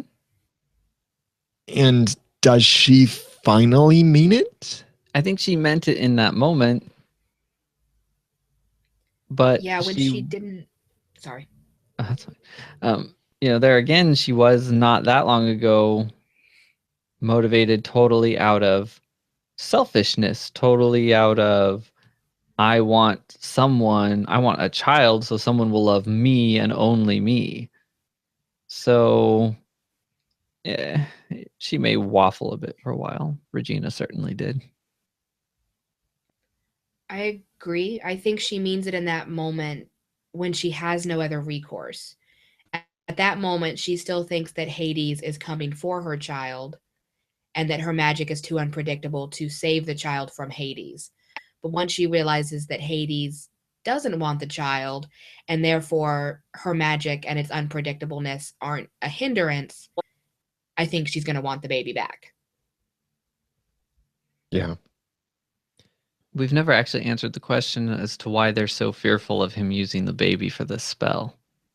She did. That baby's fine. Yeah. So, I mean, there's that, but I don't know. Well, if the Lord of the Underworld wants to take a baby, it just does not sound like something that can really be okay. Okay, that's fair. Back at the apartment with everyone there, and when they had the picture that had the story that went along with it, that baby Neil heard the voices of their parents singing softly, I kind of expected a little funny quip like, but their voices weren't that good, or they didn't sing very well. But then again, that would have ruined the magic of this moment. It would have. I'm actually glad they put this little piece in, so we don't have to worry about what this level 1 haunting looked like on the other side. Yeah. Here's something I'm a little concerned about with what the heroes are hoping they can do. Henry, so far, has only been able to write the present. Nothing about the past. He wrote about Snow and Charming in the diner. He wrote about baby Neil. Both present things. So maybe he does just need to focus a little bit more, or maybe the author can only write stories as they happen. At some point, I was under the impression that was the implication. Whether we actually saw it or not, whether I made that up in my little head or not, I'm not sure. But that was, as it happens, was the implication that I remember getting as these things unfolded. Well, now that Zelena is there with them, can Zelena dictate to Henry what Hades and her story is, and he can record it as Except that Zelena is saying it? Except that Zelena isn't with them. She's at her house, and then she goes to see Hades there in the town square, and then presumably goes back to her house to separate herself from everyone else. Well, but can't Henry go to her house? True. But no one knows that Zelena is involved and that Zelena's story merges or mixes with Hades' story. It's the story that shows that they mixed. Yeah, but they know that Hades wanted Zelena's baby. Aren't they? I mean, Regina can just go over to the house and be like, so what's up with you and the Lord of the Underworld and this baby? And, oh, well, it's a long story, but basically he's in love with me. Oh, that would probably be helpful to my son. Let me go get him and his magic pen. I think that Zelena communicated what Regina needed to know, and that was that at that point, Zelena thought that Hades wanted to reenact that spell to be able to time travel, and that's why he wanted a baby. And it just so happened that maybe, you know, the time travel spell, in a sense, was already removed from baby Neil, so instead he wanted baby Pistachio. Well, do you think that he was really trying to protect the baby? I think so. This final scene that we get, this very beautiful and emotional scene between Zelena and Hades at the town square, he explains this was all for her. Building a Storybrooke in the underworld was for her. Bringing baby Pistachio to the underworld to protect the baby was for her. Yeah, but was he gonna, like, how is he gonna get baby Pistachio back to Zelena? I think maybe his next step was to bring Zelena, or maybe to somehow be able to leave the underworld. Well, see, yeah. So there's the last little piece that makes me still question all of this a little bit. Not that logic is required for things to be as they appear, but why build something for Zelina in the underworld when originally it seemed that if they were mutually in love and shared true love's kiss, that he would never have to go back to the underworld again. Yeah. And I like what the Dark One Deary said. It's just also the way Greg German is acting that makes it tough to tell. He's playing the part well, and at this point, it's too difficult to know for sure what his true intentions are. In one sense, his heart did seem to flicker, and he did seem to be enjoying himself with her on that bike. And when he did make the underworld look like Storybrooke for her, allegedly, but he also disappeared when Zelina took the Scarecrow's brain. Then was faintly persistent and quick to declare it true love and try and get that kiss. And then he was very menacing when he told her she would regret. Regret. Twoo love. I This have was twoo twoo love love, for and now you. you will regret this. Let me try that again. Marriage is what brings us here together. Hold on. Let me try this again. We were doing so well for so long. Yeah. That stinked, didn't it? Stinked? Stink, stank, stunk. All right, go ahead. And then he was very menacing when he told her she would regret what she had done before poofing out of Oz. My guess, he does care about her, but cares more about his revenge on Zeus. And in the underworld now, he still wants to be buddy-buddy with Zelina, not only because he likes her, but also because he may need her baby for the time travel curse. I think his first plan will be to take Belle's baby, but he needs a backup plan. And I think he would burn her for baby Pistachio if he had to. It's sad because finally Zelina is putting love for her baby over revenge on her sister, but Hades isn't there yet, I don't think. It's complicated, and I love it. Thank you, the Dark One Deary. Great feedback. You gotta have somebody overcome with a desire for vengeance. Yeah. And it could be really cool to see maybe the final battle. You know, that thing we've been talking about for years. Maybe it would be a battle between the gods in this Greek mythology world. It won't be the final battle for a long time because really my prediction is that eventually we'll see the battle between baby Pistachio and her bitterness toward baby Neil. They'll be all grown up, battling through Storybrooke. Henry will be the wise old author, but he'll die in the end. Wow, that was uplifting. This is like season 10 or something. Yeah, at least. Oh, good. 10B. Let's not be silly. So do you think he's sincere about his love and about creating Storybrooke for Zelina and wanting a life of love with her? I never predicted I'd say these words. I'm with Zelina. She seems to want to trust him, but she can't yet. Probably wise. Belle, you should hang out with Zelina more.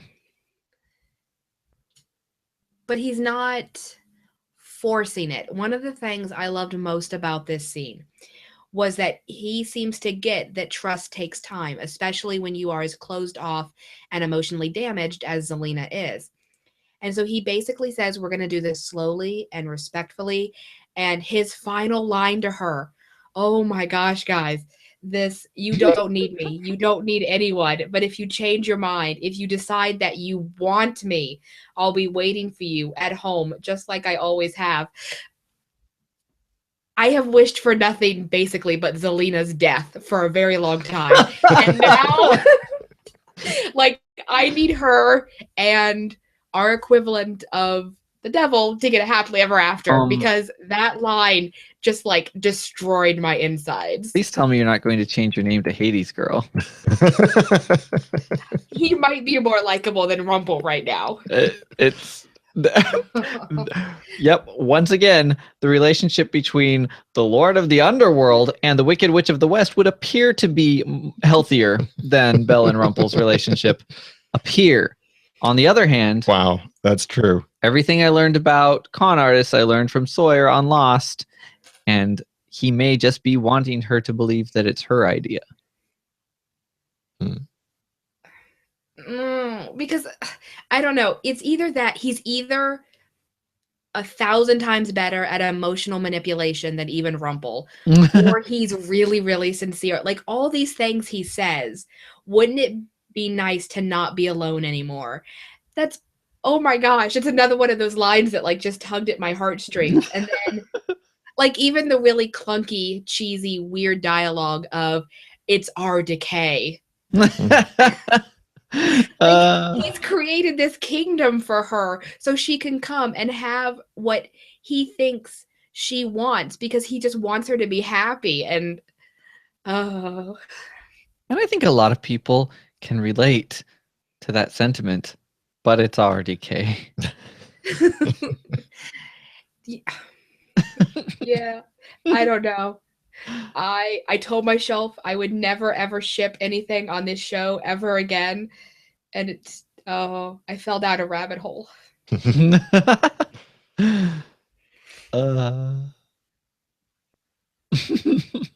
You made me my own Storybrooke? Yes, he did. The clock tower's in the street. You can look at it more closely. Isn't it fantastic? So now you don't have to climb stairs to throw someone through the clock tower anymore. So Zelina's side of this, she said she'll get her baby back, but without his help. She'll do it all by herself. Do you think that's her basically saying she'll earn the trust back and earn her baby back? Or that she'll figure out some way to have magic again and use magic to get her baby back nefariously again? I'm so distracted because you keep saying baby back and I just feel a song coming on. I felt a song coming on when Jacqueline mentioned falling down the rabbit hole. We found Wonderland, you know? I want my baby back, baby back, baby back.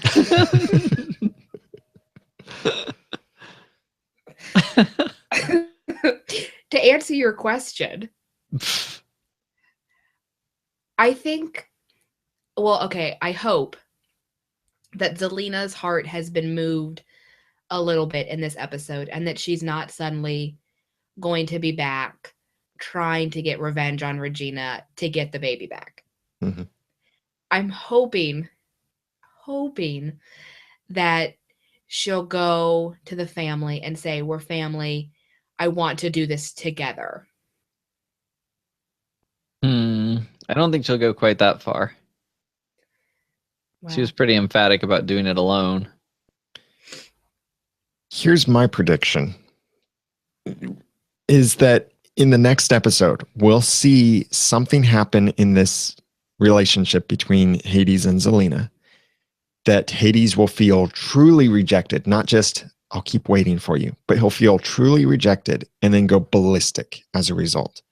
And then essentially become the devil and really start going all out crazy and destructive.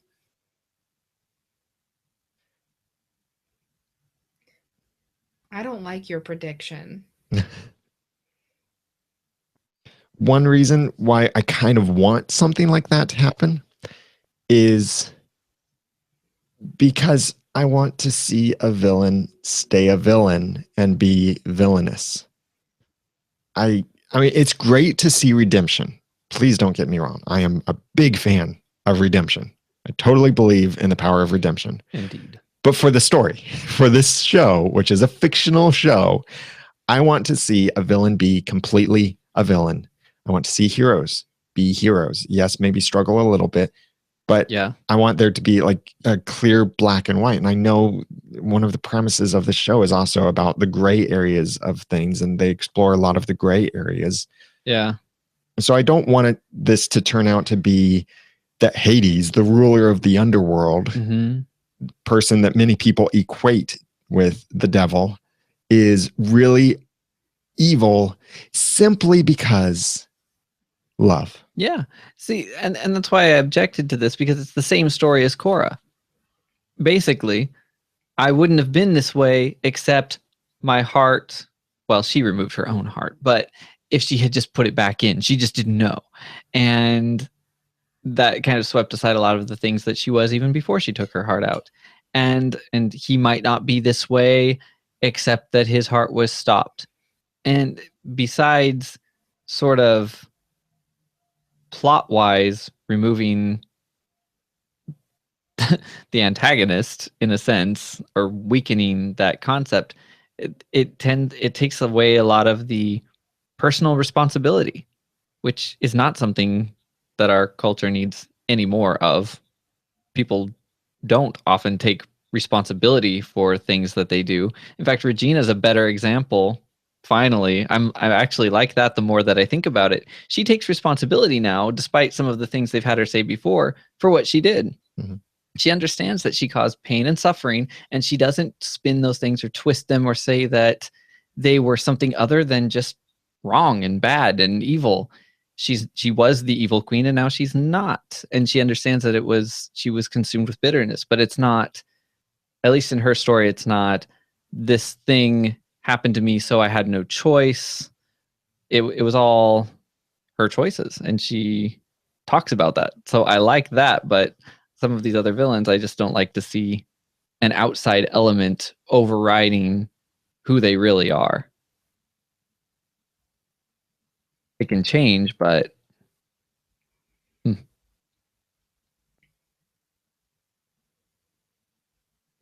But is it overriding who he really is? Because as of right now, we have no real solid backstory for Hades. We have this glimpse that shows that he fell in love. But I mean, kind of in all fairness to him, we don't know what he was like prior to apparently being cast down into the underworld by Zeus. He was the most hated person.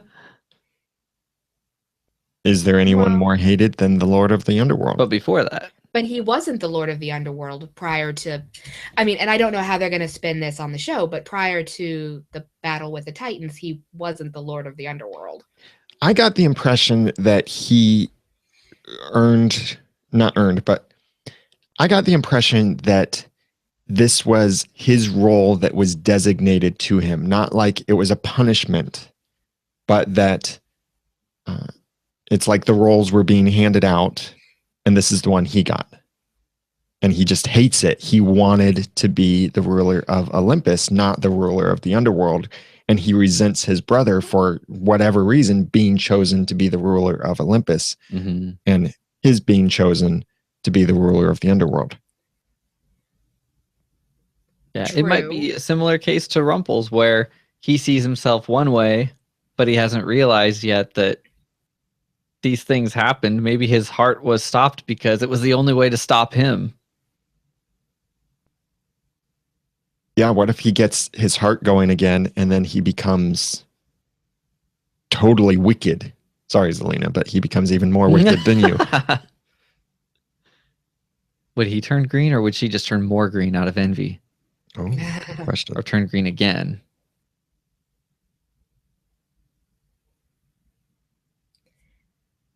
I don't know. I kind of think we need another piece of this story with Hades. I think we need to see the circumstances that led him to the underworld.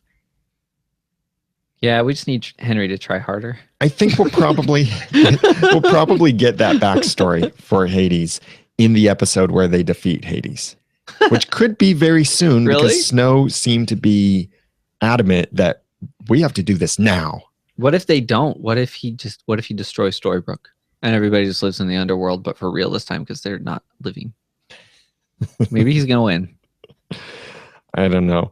But this does conclude our discussion of this episode, our Decay. And we would love for you to continue the conversation. And you can do this in two places. Either comment on the show notes over at oncepodcast.com/239, but go there anyway. And please share this episode out on Twitter, Facebook, Reddit, Google+, Pinterest, all of those places. And share the episode with your friends too, as you're talking about Once Upon a Time. Tell them to go visit oncepodcast.com. Maybe even show them how to subscribe to the podcast on their mobile devices, because our podcast is available in all of the mobile apps. But the other place you can continue the conversation is in our forums, also available, linked from the show notes at oncepodcast.com/239. Please continue sending us feedback for future episodes of Once Upon a Time, and we would love to incorporate that as we can into the episodes. And we're very grateful for the feedback that you sent for this episode. We appreciate that all the time. And connect with us, please, on Twitter at Once Podcast. And I'm Daniel J. Lewis on Twitter at The Ramen Noodle. I'm Jeremy Laughlin on Twitter at Phlegon. That's PHLEGON. I'm Jacqueline, and you can follow me on Twitter at punk_bunny_87. This podcast would not be possible without our great team of volunteers. So special thanks to Corbin for sorting our feedback, Jack for writing our show notes, John Buchanan for editing our episodes, Hunter Hathaway and Jacqueline for providing spoilers. You'll hear from them in just a moment. Jacqueline and Matthew Paul for moderating the forums, Keb for masterminding our timeline, Jenny for managing our patron bonuses for our heroes, and Jeremy, Aaron, Hunter, and Jacqueline for co-hosting this podcast with me. And until next time, I'll be waiting for you at home, just like I always have. And thanks for listening.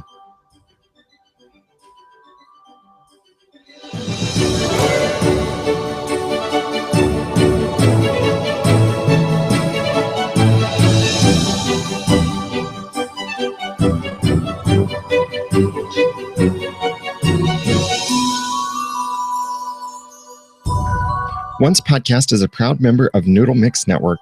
Find more of our award-winning and award-nominated podcasts to make you think, laugh, and succeed at Noodle.mx.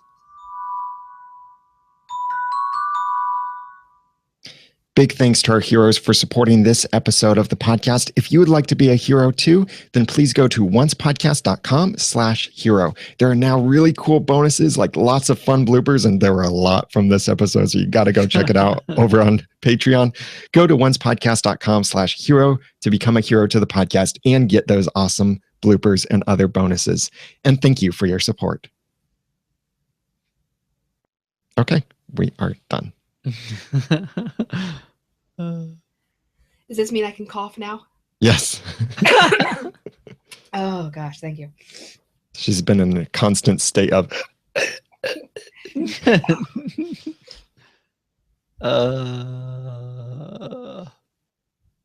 Good talk. I don't think I did much talking in this episode, I feel like. I don't know. You did a lot of focusing. Where are we? Yeah. Head, stop hurting. Yeah. I thought you were there trying to ignite the flames. The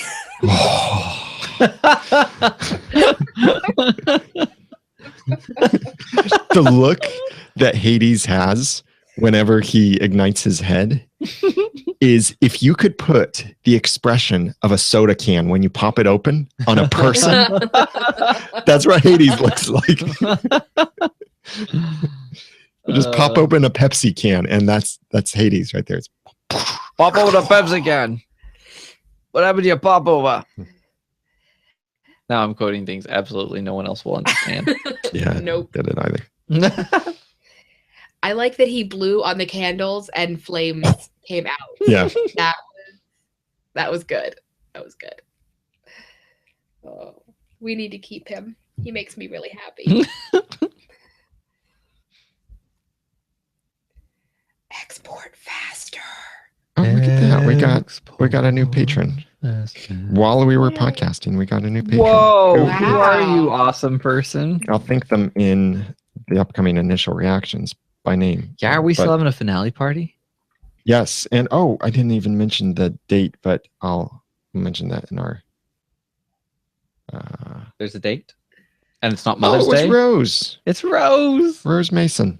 You probably want to mention that it's 2 hours and that it starts at 7. It starts at 7 this year, guys. 7. For real? Yeah.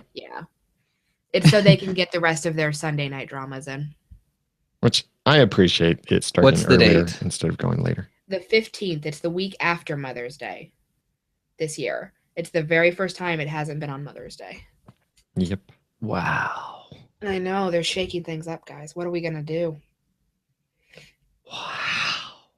Oh, Guys, they're going to do something awful to a mother. Something about this finale. They knew they couldn't show it on Mother's Day. They had to break tradition. Well, Zelina is the mother. Yeah. They're going to kill Snow White, I'll bet. Just kidding. Sort of. I say So- nothing as the spoiler person. Right. Yeah. Just kidding. It's scary when you say nothing sometimes. I can tell when Jacqueline knows a spoiler Right. because there's just this loud silence from her. There were a couple things tonight when I was just like, can't say anything. Yeah, but you do a good job of Thanks. hiding what you know. Thankfully, we have enough other awkward silences that it doesn't stand out when we're recording. And they all get edited out anyway. Yep. So it sounds Thanks, like we're all John. Oh, I'm not professionals. recording anymore. He won't hear my thanks, John. Oh, Jacqueline says thanks. I did spend 10 minutes basically talking to him while my internet was down today about the most random stuff. I think at one point I may have even sang a little song. Wow. That might be in the bloopers, but we'll see. If you sum the song badly enough, we could say that it was a parody and get by with Wow. copyright think- infringement. I think it was something like, I just want to record my spoilers. Oh, Like I was just humming a little tune, singing a little song, nice. because it was 10 minutes of nothing but silence. That'll probably be there for our patrons. So Rose will get that. Rose will get that. Rose will get that. Rose will get that. Rose will get that. I don't know why I'm singing that. Okay. Are we having the Exactly. finale party at the same place? No, I'm thinking now of a different place. There's a hotel a little bit farther south, closer to Florence, Kentucky, that Nights Inn.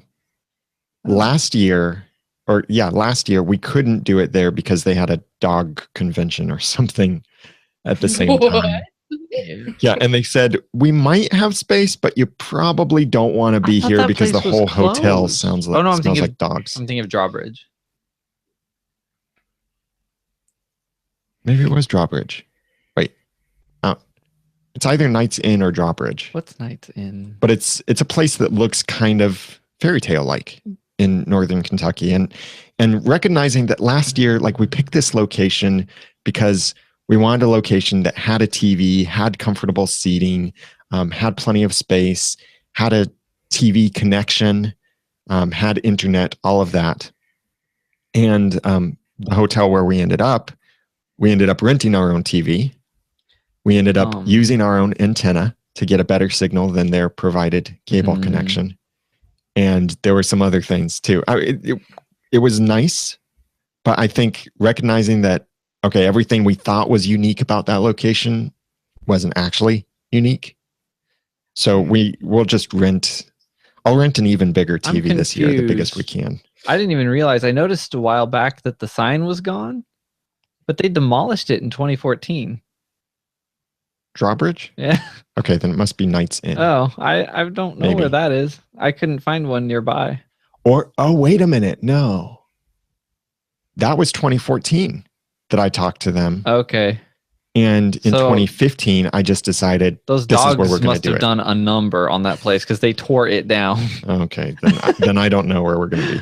I only noticed recently that the sign wasn't there. I'll figure something out. But really, all we need is comfortable seating Mhm. in a place that's not in a valley, so we get a good TV signal. Right. Because we'll just bring our own TV, bring our own antenna, and all of that. I do have an idea. I don't know if probably won't pan out, but I have an idea. Okay. Okay, my media has exported. So All right. it will be available for John to laugh at here shortly. And I'm going to go watch Empire and then probably cry over whatever just happened in the last hour on the television show Arrow. Because it's a big episode and I'm avoiding any and all social media at the moment. Yeah, Do I'm you- like a season behind, so. Do you listen to That's any sad. podcasts about Arrow? I don't. Do you have one? Do we have one? I don't, but a friend of mine has one. It's I think it's called Arrow Squad. Oh, I may have to check it out because this is a really big episode tonight, and yeah, Yeah, it can be it's a hard one. he's a great host of a podcast. Let me see if that is the name of it. Arrow Square. Arrowed.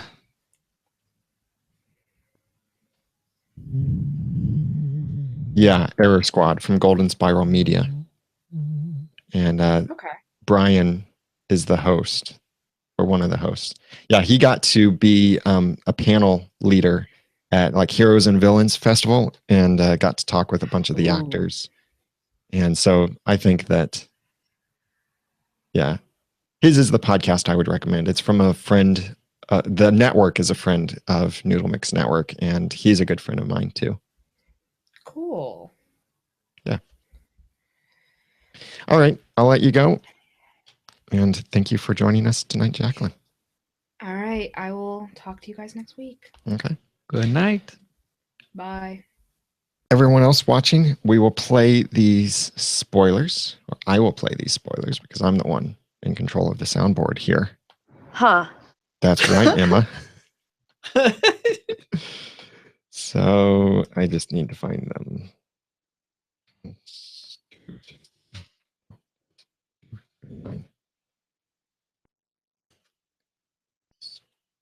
Spoilers.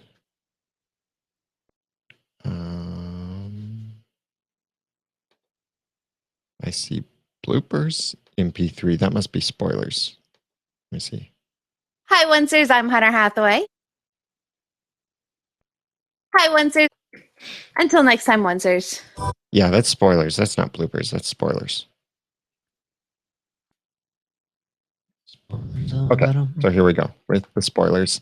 And then that will be it. So if you want to chat about these, please use the forum chat. Click on forums up way up there, and you can use that chat room. But keep the chat room here on the live page spoiler free. If you don't want to hear these spoilers, then simply stop the player and you won't hear any. Otherwise, have a good night. I won't say anything after the end of these spoilers. I'll just stop the live stream then. But thanks for joining us, and good night.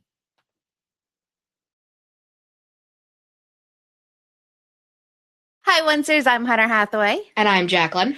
And it's spoiler time for Once Podcast, episode 517, Her Handsome Hero. Belle turns to Rumpelstiltskin with hope of finding a way to protect her child from Hades. However, they disagree over whether to use dark magic, as Belle forbids Rumpelstiltskin from using his powers for evil. Meanwhile, Hades secretly meets with Gaston in the underworld and encourages him to seek revenge on Rumpelstiltskin. As the heroes try to find a way to defeat Hades, Emma has a terrifying nightmare that she realizes is beginning to come true. And in flashbacks, Belle and Gaston meet for the first time, but their blossoming romance comes to a halt on the eve of the Ogre Wars. Written by Jerome Schwartz, directed by Romeo Tyrone, and we've got some surprising guest stars. We do. There was one person who jumped out at me and I went, oh, I didn't realize you were going to be in this episode. I know, me too. So we've got Wes Brown as Gaston. We've got Eric Kenleyside as Maurice / Mo, Belle's father. And Greg of course, we German. have Greg German as Hades. And our surprise guest, Megan Ori as Ruby. I know, I was so excited. Yeah, I mean, we knew that Ruby was going to be back the second half of the season, and we know that it's probably going to be in 2 weeks from now for Ruby Slippers, but I didn't realize she was going to be in this episode. I know, neither did I. The promo didn't even hint to that. Yeah. I wonder if it's a little thing at the end. That's what I'm thinking. I think Ruby might show up at the very end of the episode. Like, she gets the credit for being in this episode, but she's only in, like, the last couple seconds. Like, she comes in and they're all like, hey, what are you doing What here? are you doing here? Oh, no. What's happened? Another magic bean bring you here? Oh, gosh. No more beans. Nope. No more beans. So, yeah, that was very surprising. And I like seeing her, though. So it's always a good thing when we can get her. It is. So we did get a promo, of course. Yes. And this one is very heavily focused on Belle and Rumple and Gaston, who are the main stories this week around. And in the flashback, we see that Belle and Gaston are introduced by Belle's father. Mm-hmm. And then we do see Emma looking at a grave, but I wasn't sure who it was. Yeah. You can't really tell. They don't show the front. But Hades and Gaston do have a little interaction, because Hades is talking to Gaston about finally seeking revenge on Rumple, who apparently did take his life when he turned him into a rose. So people kind of, I think, always wondered whether or not Gaston died instantly or later, but he did die. Yeah, I don't think he died instantly because the flower was still alive. Right. But that's just me. He would have eventually wilted. Yes. And only on that show can I say something like that. And Gaston wants to return the favor, so this is where we get Gaston trying to shoot Rumple with a bow and arrow, and Rumple catches the arrow in his hand. And we had filming pictures of this back when they were filming that episode. Yes. We do also see Emma and Regina team up to use their magic to open that elevator door that's in the library. And if you remember, when they take the elevator down, that's where Hades' little domain is. Mm-hmm. This next one got me weirded out. The Hades and Belle conversation. Okay, so the last thing we do see in the promo is Hades and Belle, and they are having a conversation. And Belle wants to know what Hades wants, and Hades replies, "What you want most in the world, your baby." And he says it really, really creepy. Yes, really, really creepy. And he put his hand on her belly. That's bad. Okay, that is the most rude thing in the world. And I know from experience. Yeah. If someone comes up and just touches your belly without, it just drives me nuts. Yeah, so Hades, don't do that. That's just wrong. It was so rude. But yeah. I have a little problem with this episode, I think. What's that? I don't like the fact that Belle and Gaston had a budding romance. I don't either, because she seemed incredibly indifferent to him back in Skin Deep. Right. Because that's a character that she portrays in the movies and everything like that. She doesn't want to have anything to do with him. Yeah. I'm hoping that the budding romance is really short and maybe doesn't actually go on for very long, because I think that would be really disrespectful to that great episode, Skin Deep. Yeah, like maybe she has an infatuation with him because he's so good looking and all this stuff, but then she finds out how much of a tool he really is. Hopefully. That's what I'm hoping happens, like in 5 minutes type thing. Right, exactly. We don't have a sneak peek. We don't have any sneak peeks, and so far we don't have any pictures either. No, I know the pictures last week came out really late. Very late last week. So I'm hoping that they'll be out soon. But unfortunately, we don't have any of that for you guys. But we do have a script tease. Yay, our wonderful dramatic readings. Our favorite.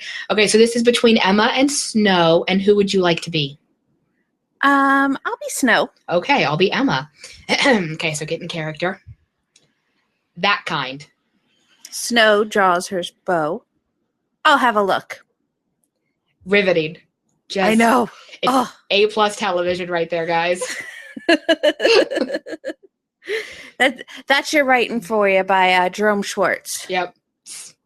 Has me on the edge of my seat. Okay. That's pretty much all we have for this episode. I did want to mention a couple new pictures that we got from set. They are officially done with filming now. So we're not really going to get anything else from here on out. But a few notes. People took a closer look at the pictures of Sam Witwer and Hank Harris that we had from last week, and it was revealed that Hank Harris has similar cuts on his face to Sam Witwer. So I think this pretty much solidifies the theory that they are Jekyll and Hyde. Okay. And that's where we'll be going next year. But are they in the same do you see them at the exact same time? Yeah, you never do. And that's why I think they're going to stick with the original conception in Jekyll and Hyde, that it's the same person, but that the personalities are so vastly different that I think they cast different actors even for that, to throw off the audience for a while. That's fine. Yeah. I like that. For those of you that have ever seen the Broadway show, like of Jekyll and Hyde, when he takes the potion, he like flips himself around, and it's that kind of a thing where he's like half of his face is one character, half of his face is another. Okay. So do we have any other info? That's all we've got this week. Okay. Well, it's a nice short episode, and you guys are going to love our bloopers. Yeah. Have fun with those. Just so you know. I'm Hunter. You can follow me on Twitter at Traveling Pixie. And I'm Jacqueline, and you can follow me on Twitter at punk_bunny_87. Until next time, Onesers.